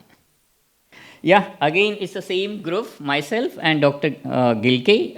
Again, we both are the PhD guide for this student, Sandeep Langre. And incidentally, what we worked upon is we worked on the project. Basically, what happened? You see, these days, the bricks are prepared from the soil or clay bricks, and it's a tough layer of soil being used for the brick manufacturing, and this is a huge industry. And if you just look at, there are so many cleans are around the world, and the infrastructure, constructions keep on going, and the requirement is keep on going. On the contrary, what you find, you had the ash which coming from the power plants and the ash coming from the biomass driven industry. So there are two class of ash. Basically, ash is nothing but a product after combustion. So everything just goes off. So when we were talking to our own industry, that's a Godavari, they generate around 4,400 tons of the ash, and that's where the idea started with. So what we want is, can I use that particular ash for the brick formation? Idea seems to be very simple.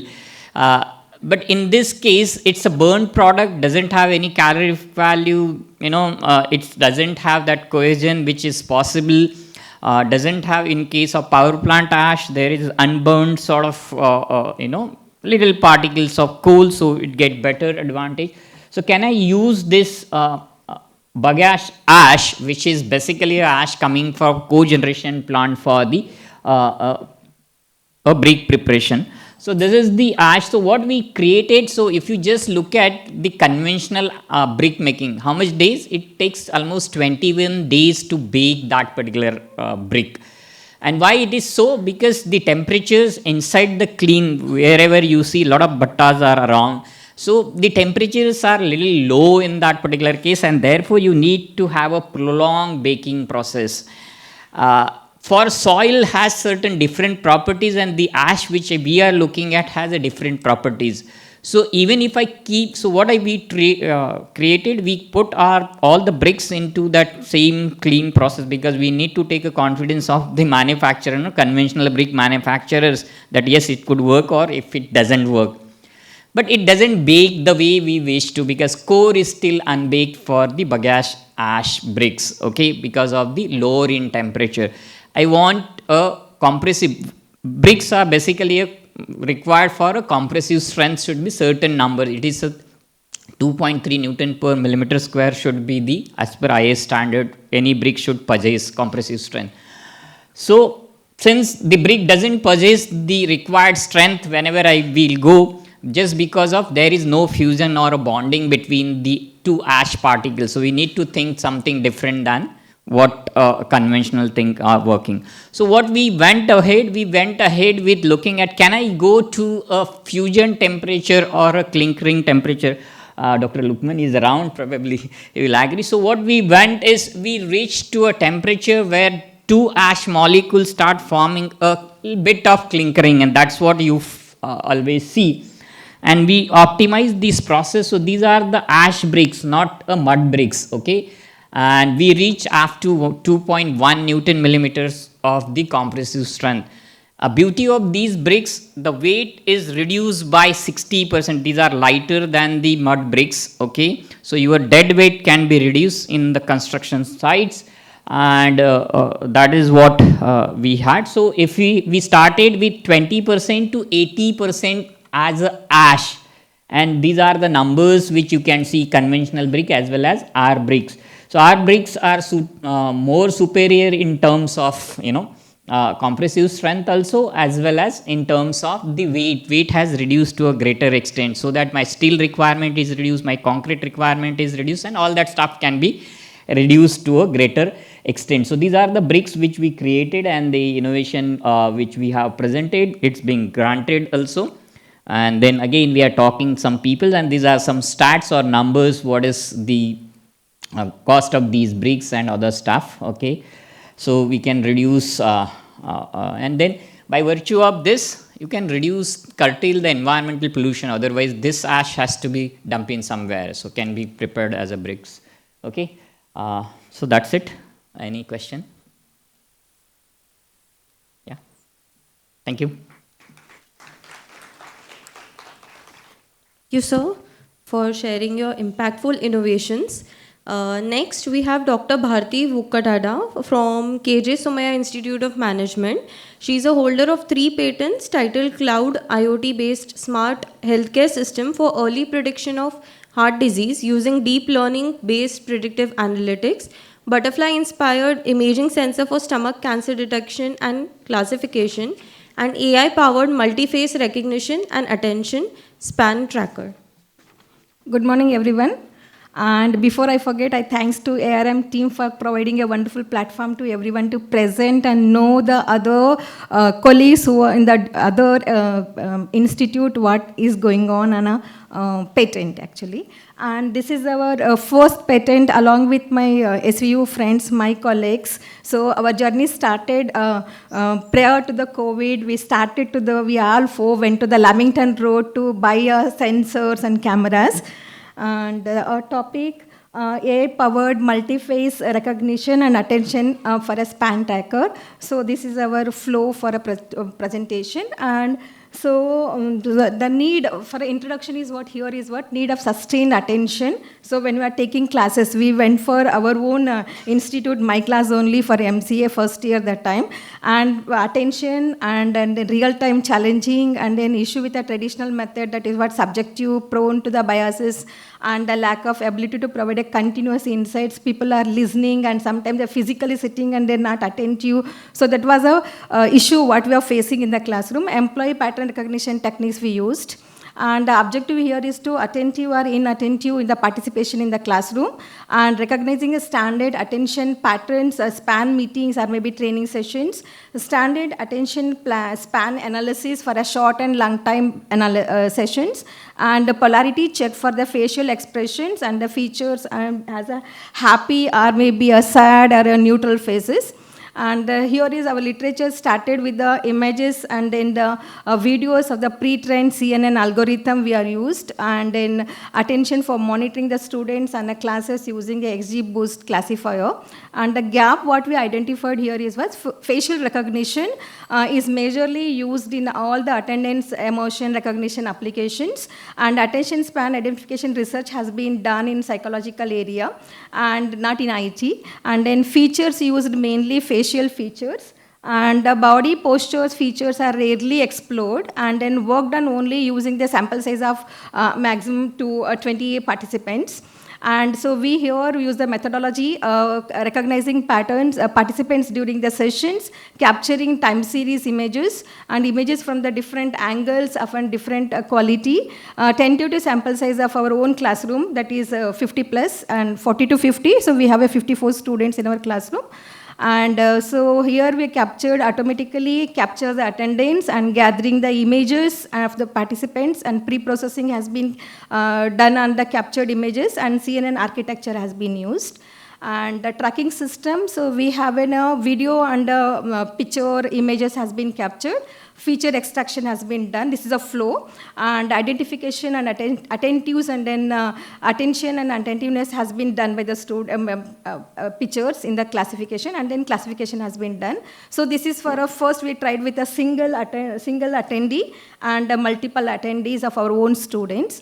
And then the limitation here was attention span is a subjective to the inner nature, and as well as so feature is an ambiguity, and achieving a 100% accuracy is highly contextual to the project. And then the application of our this patent is to measure the attainment of their business or the process objectives and in educational institutes, and policy making for any educational institutes or business organization.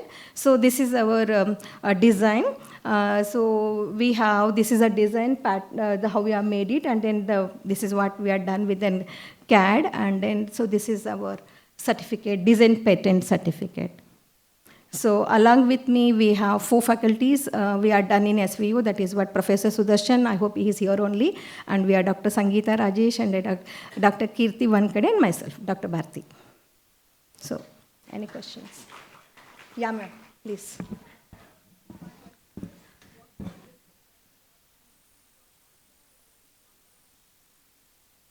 Yes, ma'am, in the classroom, in our class. I don't know the size of my classroom in my in KJSIN building.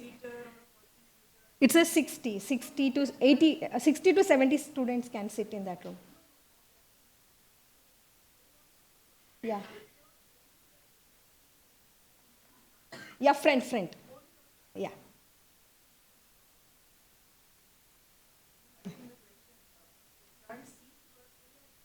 No, it will capture till the end. The cameras in the front. In the front, and it will take to the classroom.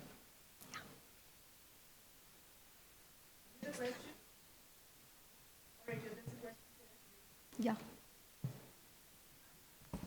Yeah, ma'am.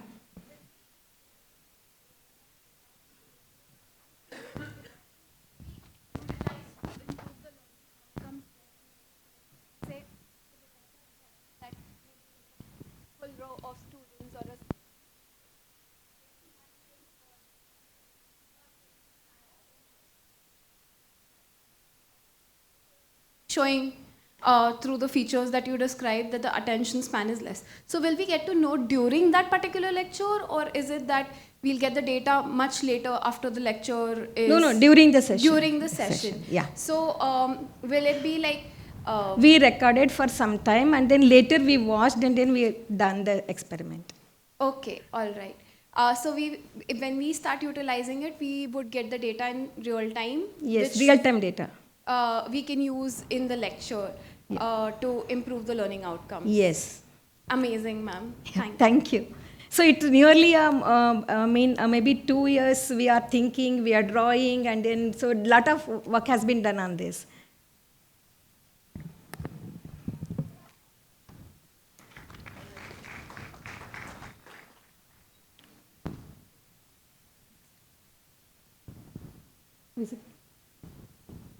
Yeah. So my other work is collaborated with my other colleagues from the different states and then different universities, not from the SVU. So this is again a utility patent. This is not a design patent, it's a utility patent.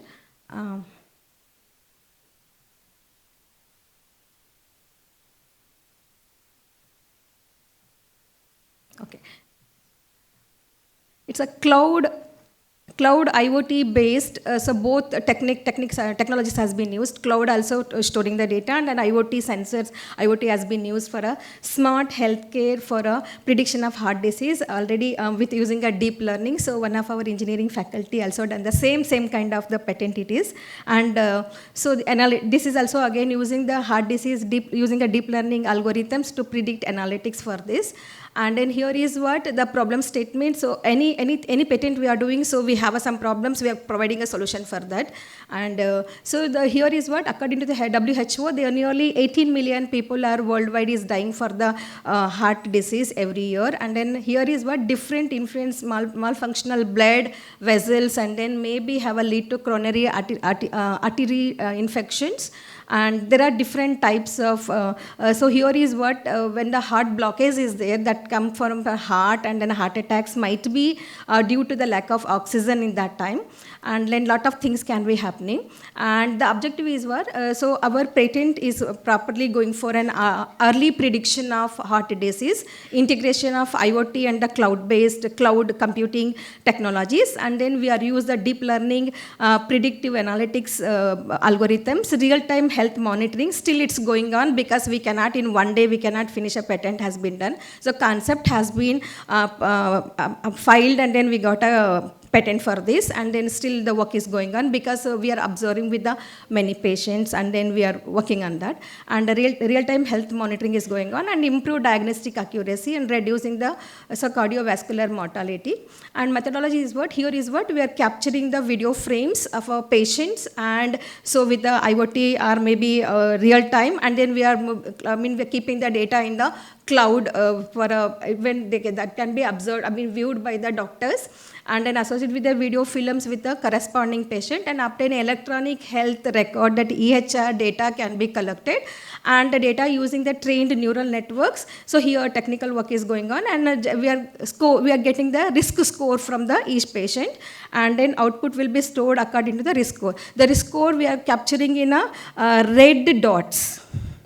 And then here is what system is going to be a multi-dimensional, three-dimensional medical image fusion method we are going to following. One is a generator and the discriminator, and the classifier we are going to use it.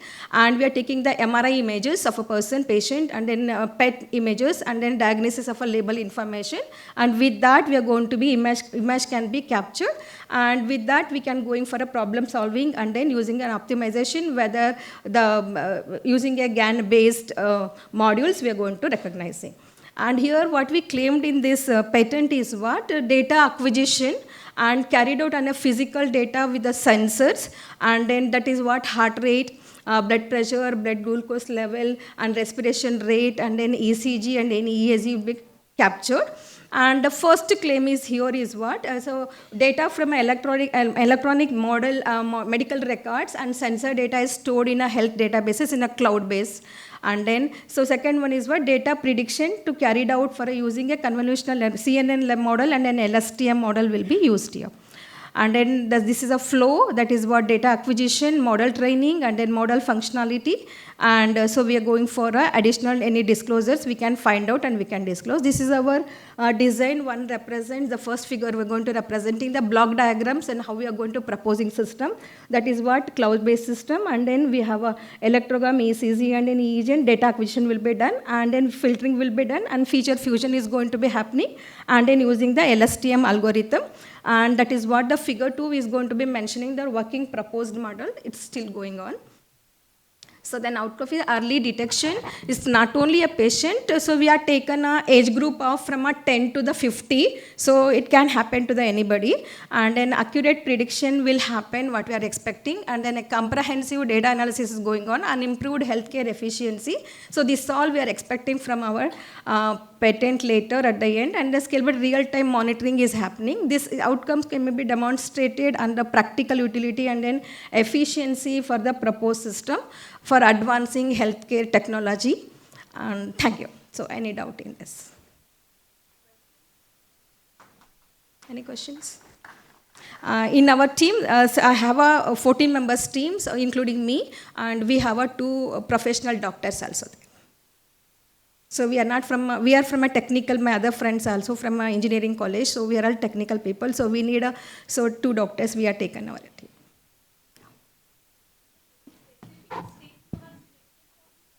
No. So I'm from South, so my friends are from the South, so we are doing from the South. So actually currently we are still started, so we have 40 members. So because it's very difficult, so we are taking from an age group from 10 to the 50. So then every time the expenses is more for us actually, especially talking cost is very high. So because if somebody is coming as a voluntary, I have to pay for their ECG, I have to pay for everything. Yeah, because so, all test has to be considered. Yeah. That's why I told you this is a very big group, 14 members group. So 2 doctors we removed, and then 12 members we are sharing the cost. Yeah, it's like that. Yes, ma'am. It's just a question. So the ethical part is also taken into consideration. Yeah, that's why we cannot disclose the. Yeah. Thank you. Yeah, thank you.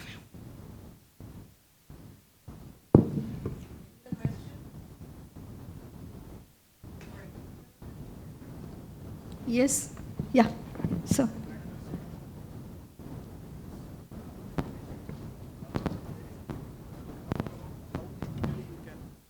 How ethically you will tackle taking images of students, because then there is a lot of ethical So we have done that experiment here only in our campus, in our students, because what are the captures were done by my students only, my students only.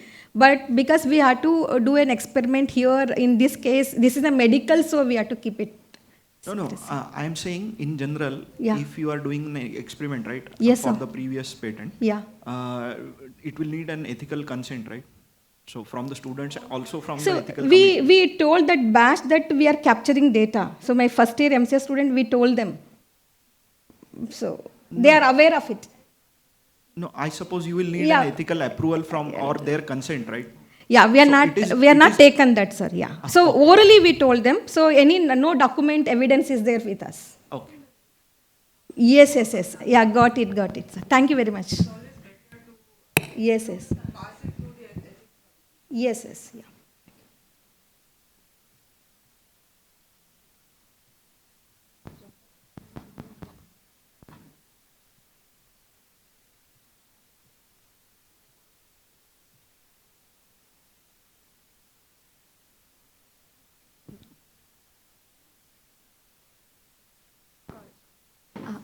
Ma'am? Yes. Here. Yeah. Ma'am, I have a doubt regarding patent 1.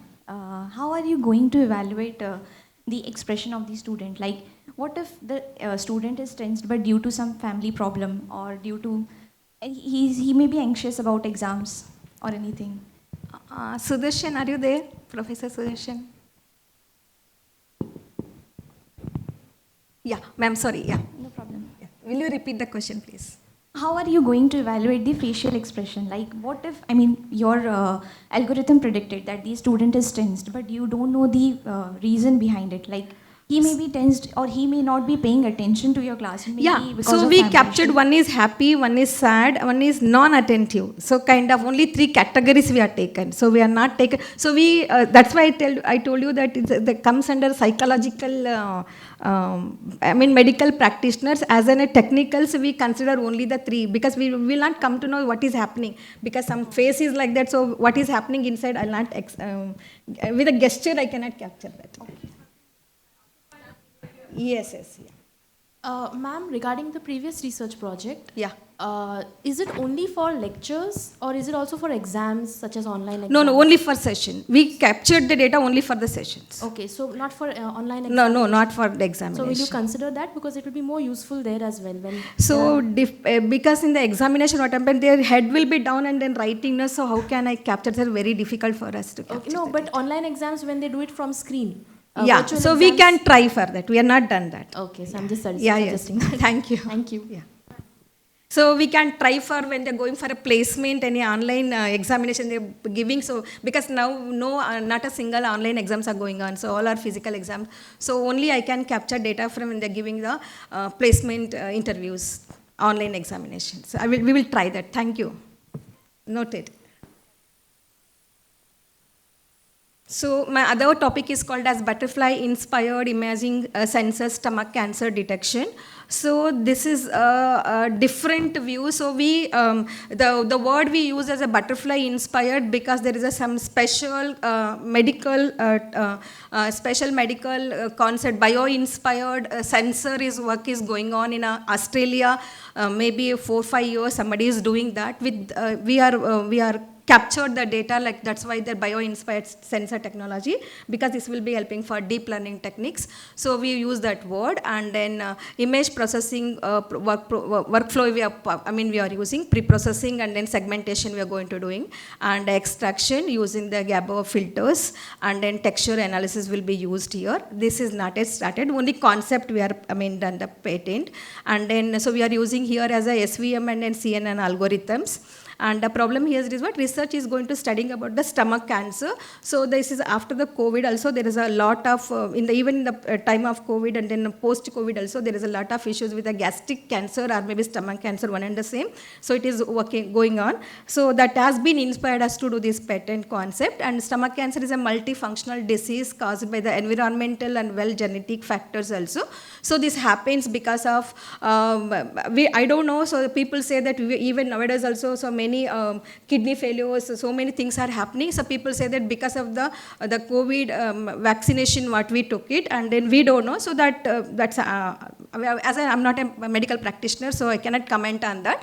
So then here is what, according to the readings and then our doctors, what they said it, because of the baby's stomach cancer includes smoking, diet imbalance, alcohol consumption, and then family heredity, and then other any infections, the people can get this, and then that is how it has been a problem. So we want to do it on this patent.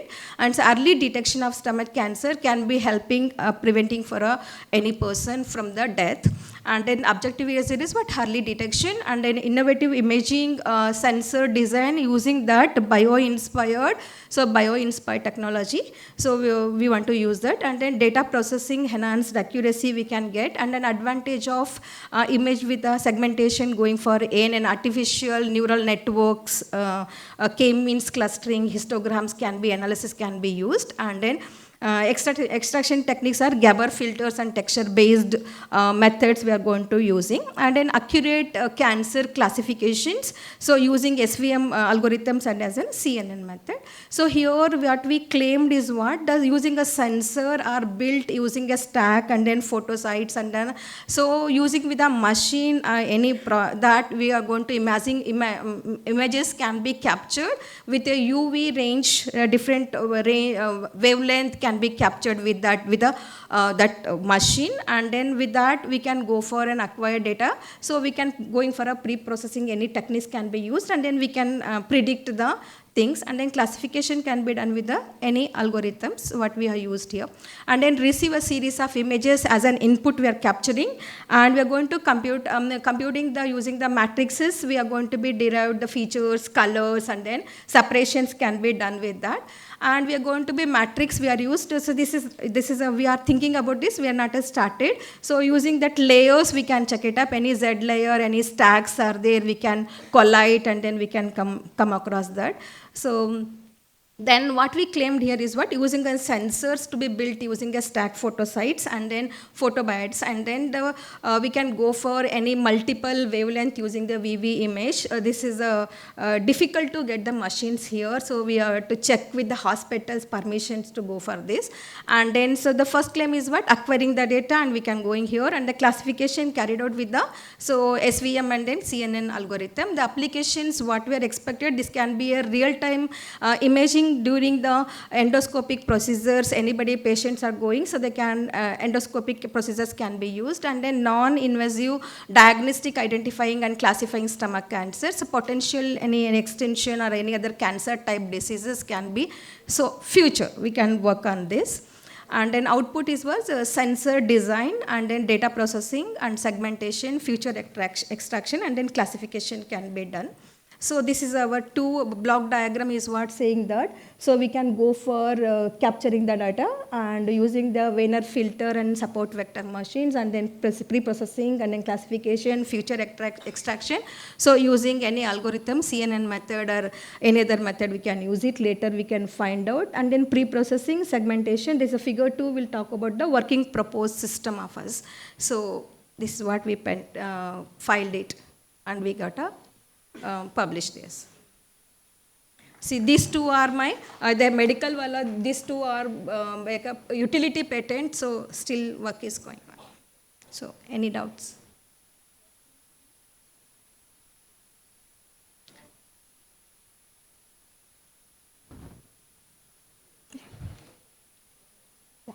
Thank you. So thank you for a wonderful questions that will inspired me to add on. So I'll take it. Thank you, ma'am, for sharing your remarkable work. Next upon, we have Dr. Rashmi Soni from KJ Somaiya Institute of Management with a patent titled Tax Saving Planning Device, Kiosk and Artificial Intelligence Based Trading Kiosk. We welcome you to the stage, ma'am.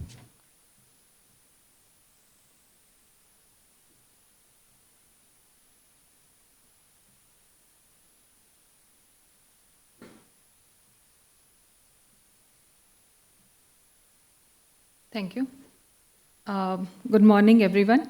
And thank you for this opportunity, and looking forward for more kind of, the inputs which we have already done, and we are working on something. So the patent which I am talking about, this is, as you could see, that I am from the area of management, specifically to the hardcore finance, and what patent I could do it. That is a simple question people have. So that is where, you know, the collaboration comes into the picture, and we collaborated with some of the group of the faculties who are into the IT and engineering side, and we thought like, can we have a device which can help us in, you know, giving us an idea for the tax planning. And through that, as an individual person can basically have a good, you know, the sense of understanding of tax, and they could be able to have their tax planning in full year. They can plan and they can implement it.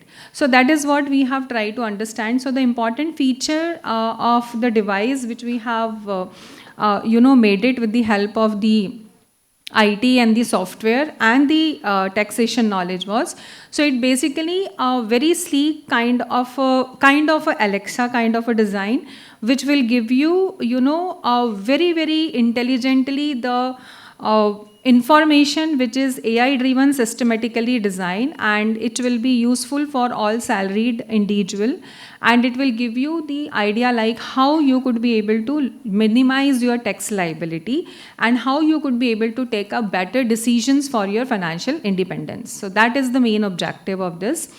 And we have kept the design very simple and beautifully, so in any person can buy it and take it, keep it in a home and the office and wherever they want. And this particular device is basically, you know, using the machine learning algorithm, and it is going to understand what all your different income sources, your expenditures, then analyze the income and the expenditure over a period of time, how you are doing it, and then on the basis of that suggest some investment option which will be helpful in tax saving. Yes, obviously it is going to provide you the personalized tax recommendation based on the historical data, and it could do the predictive analysis as well. So, you know, here what is going to happen, it is going to be like automated financial synchronization has happened. So this device you need to synchronize with your bank systems, right? Your bank accounts and your financial transactions, maybe your digital wallet and all. And that will read all the encrypted information from there, and it will be secure. So security features has been taken care by the security people. And it will help you for, so we have the tax filing, right? So tax filing form, and if you could able to give them, give the instruction for the tax filing, it will help you step by step what all the amount will come into the tax filing. And it will give you an idea like how you could be able to fill your tax personally. So individual person could be able to fill the tax and able to, you know, reduce the tax liability, whatever available options they have.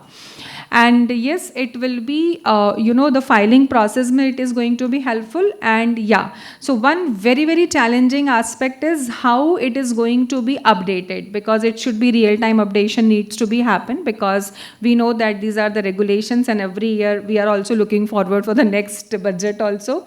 So every year changes are happening. So it has to be in a real-time basis. So a lot of updations are required. So that IT team would be there, who will be back-end which will be work with this particular device. And it generates the customized reports with the real-time insight for the better tax planning, and yes, for the better financial stability. So this is where, you know, most of the time as an, you know, as an faculty and as an individual, when we talk about to the people who are not into the finance area, they always struggle that we need a tax help.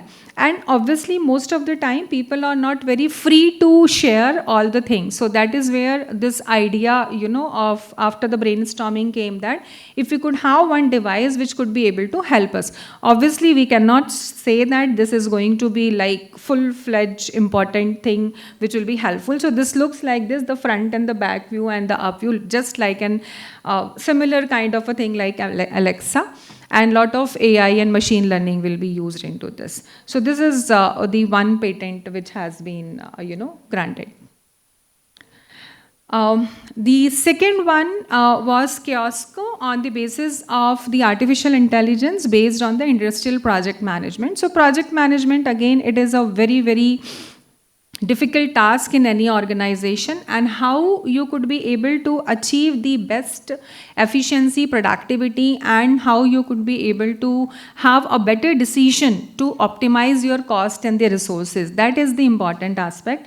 And there, if you have some kiosk like, which will be AI based, industrial project management kiosk, which could be aligned with your project management tool. So we already have a lot of project management tool which is based on Microsoft and Excel and other thing. And if we could be able to attach this also with the kiosk, which is touch screen, with those tools, it could be able to help us into better efficiency.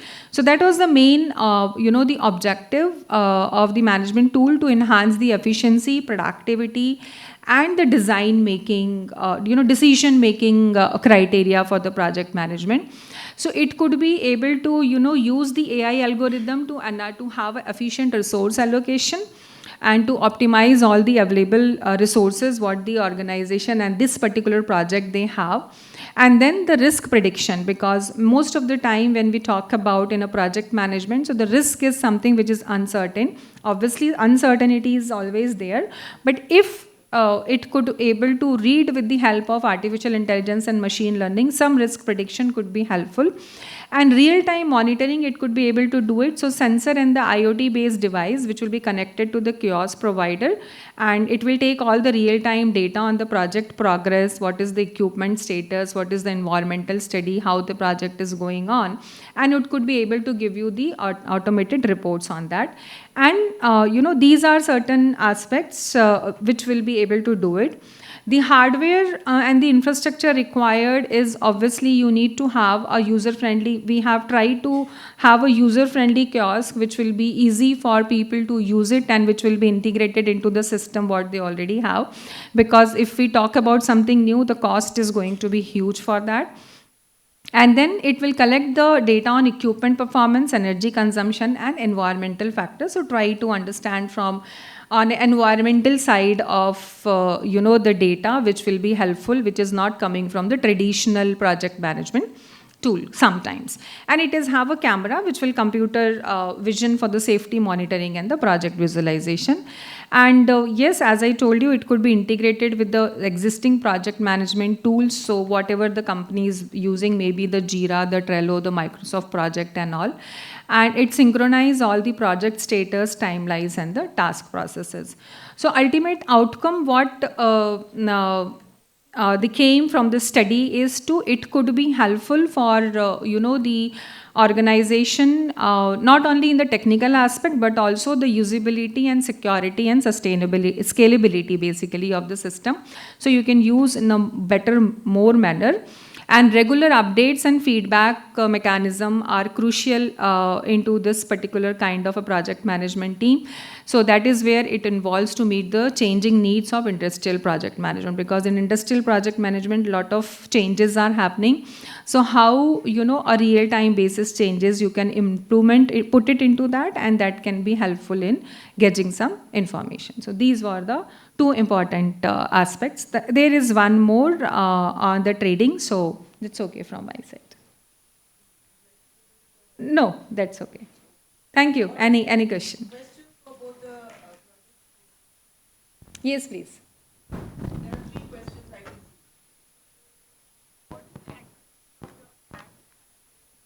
So, see, that's an important aspect, accuracy. Sorry? Sorry? No.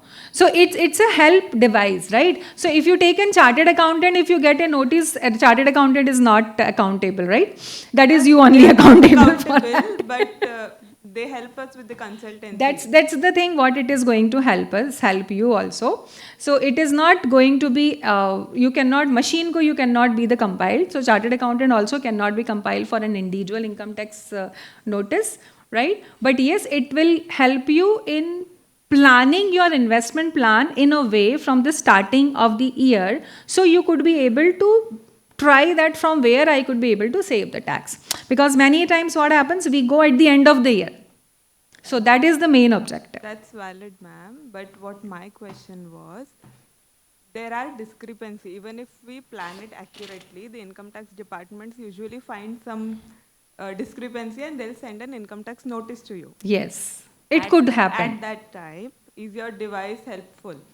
Yes, so it depends. If these kind of data we have put up, we need to put up these kind of things into that. Okay, so in that case, maybe it could suggest. So I need to check in the detail. If it is not there, I'll take your suggestion, question as a suggestion, and we can implement that also. So what could be the probable, the notices can come and how the system could be helped. Thank you. And ma'am, one more thing. Is a physical device required? Like an Yes. application can also work. Yes, but it is a physical device. So is that really required is my question. Oh, yeah. So basically, what happens if many times nowadays we have observed that nowadays people are very happy to talk to Alexa. Yeah. Right? So it is a kind of that. So you can put up your information, you can talk to that machine like an Alexa, and you can ask the questions. Okay. Thank you. Thank you.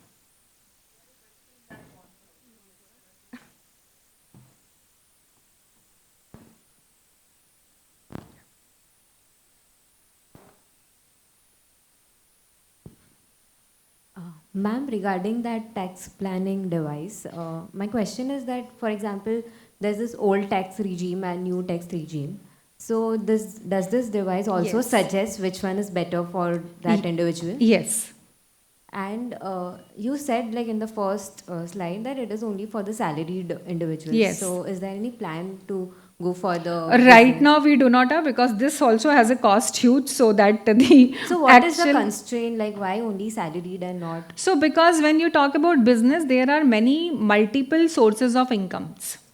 So then you need to have a lot of programming put it into that. The salaries, people like you and me are the simplest people who has only one income, that is from the salary or maybe sometimes into the investment, right?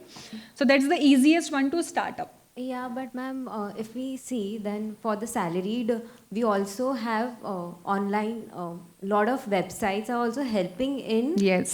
calculation of your tax, or what better we can do with the planning and all. So Absolutely. then why one will go for this rather than doing that free website thing? Right, you could think about that also, because what is our the brainstorm what we have talked about, because we have seen that many people like you and me are all still going to the chartered accountant and paying some 2,000 5,000 of the fee for just filling the form, right? Not suggesting anything.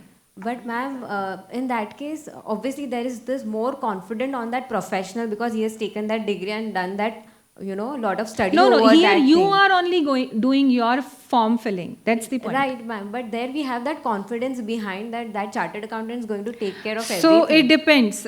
Maybe you do not have confidence on your own knowledge and your machine knowledge and somebody else's knowledge. So it's an individual call. So you think my machine is that competent to replace a chartered accountant? Yes, it could suggest you. So that's the point, right? It is not compile, it is suggesting you. Yeah. Madam, have you calculated a risk to reward ratio of the device that No. you are having? Right now, no, because right now we are working on actually, the cost is very huge. Let me tell you very frankly, it's coming. So we are trying to reduce because if it is very costly, no one will take it. No, the risk in the terms of security, I'm saying cost is still okay, but Yeah, so in terms of security. risk is basically comes from the compliance perspective. So risk is nothing in that if you talk Madam, about. every data today in finance sector Yeah, needs an OTP. so yes, so that inscription we have already done it. No, we have taken care. Would your device be reading my OTP? No. No, right? No. So it is just going to process my data and Yes, store only my, processing of and the store data. my data. Yes, absolutely. So in the cloud. Yeah, so that's a point that the Yeah, risk so reward is security not- would be a. Yeah, the risk reward is not matching in, Right, in right. terms of the security. Right, could be. Yeah, thank you. So these points I will always consider, and yes, for the individual it is yes right now, but we can always go for if this is successful for the corporate also. Yes, thank you. Okay. Thank you very much.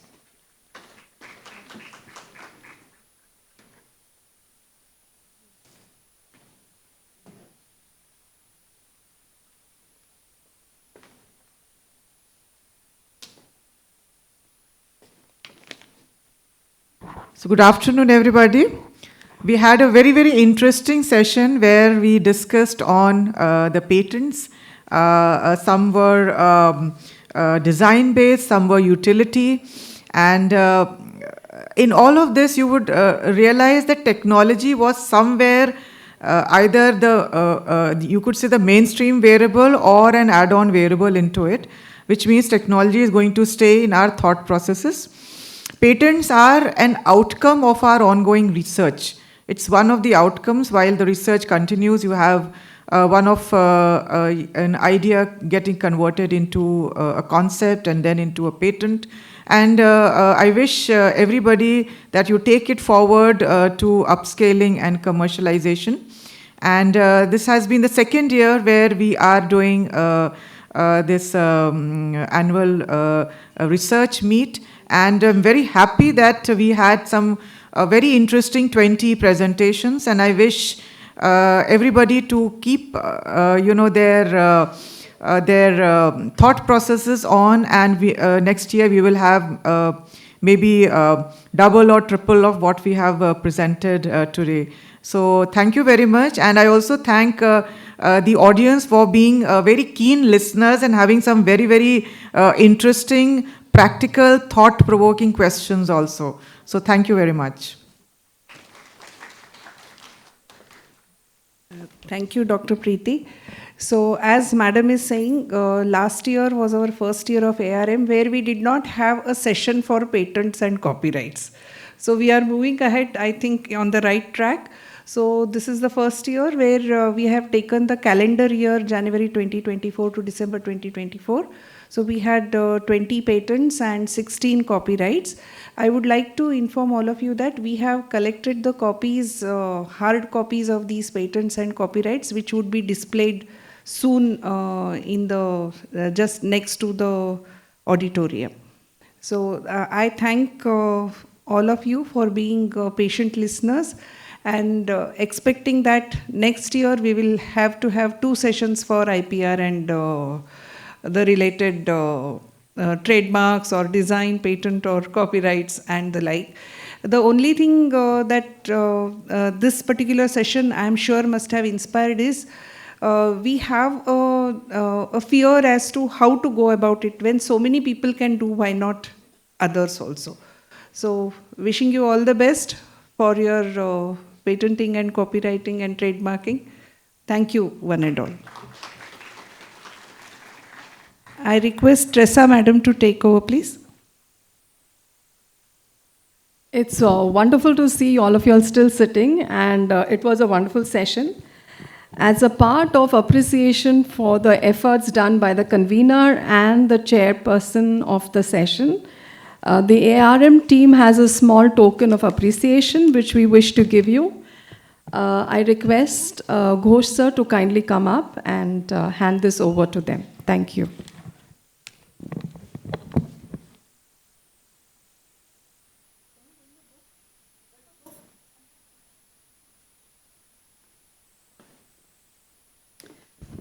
Thank you so much, Preeti ma'am, for coming and spending your time and summing up the whole session.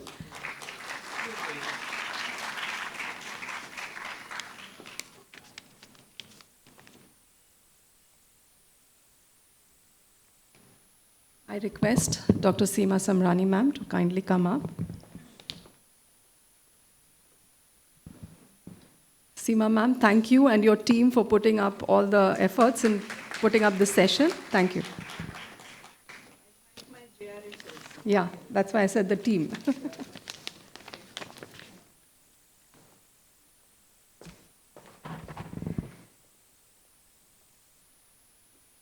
Okay, just between you and the lunch break and the awaited lunch, we have a small session or a small talk by Apeksha Patel. She is a part of the Riddle group. We all know that Riddle is our incubation center and a research park on campus. Apeksha will give an introduction to the EnviroCare. It's a company and facility that is there which partners with Riddle.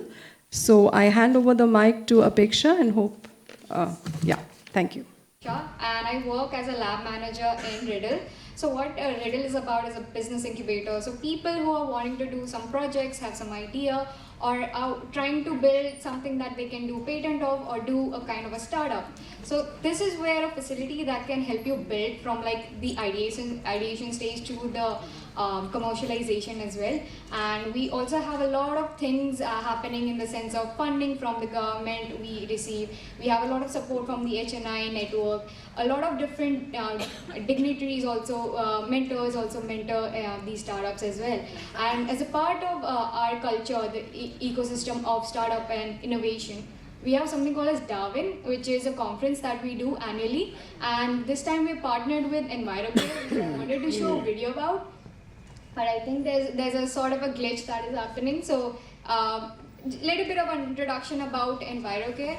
That EnviroCare is a facility, a qualitative testing facility where they have been established from 43 years plus. They're experienced in doing the quality testing of water, of food adulteration, and a lot of other testing goes around and other initiatives they have. One part of the initiative is Green Awards, which is very known award for helping a lot of sustainable projects, sustainable initiatives that are there across India. They help them get the funding because they are also collaborated with a lot of other institutes from the other countries as well for this event, and it has been an amazing success so far. And this year they are yet again going to be announcing their Green Awards this year in the month of April, and so it'll be a great part for you to definitely showcase your projects and maybe some awards you can win through that. If we can possibly have a video.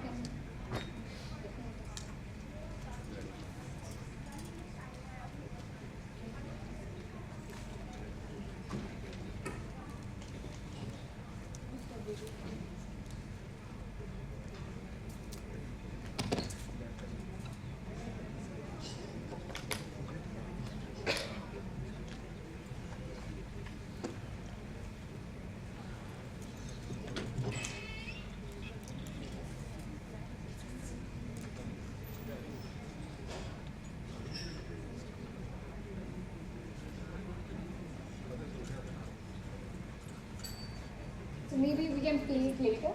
Yeah, we can do that. We can play it later. I'm sorry for the glitch, but thank you everybody, and thank you ma'am for inviting me to deliver a talk today.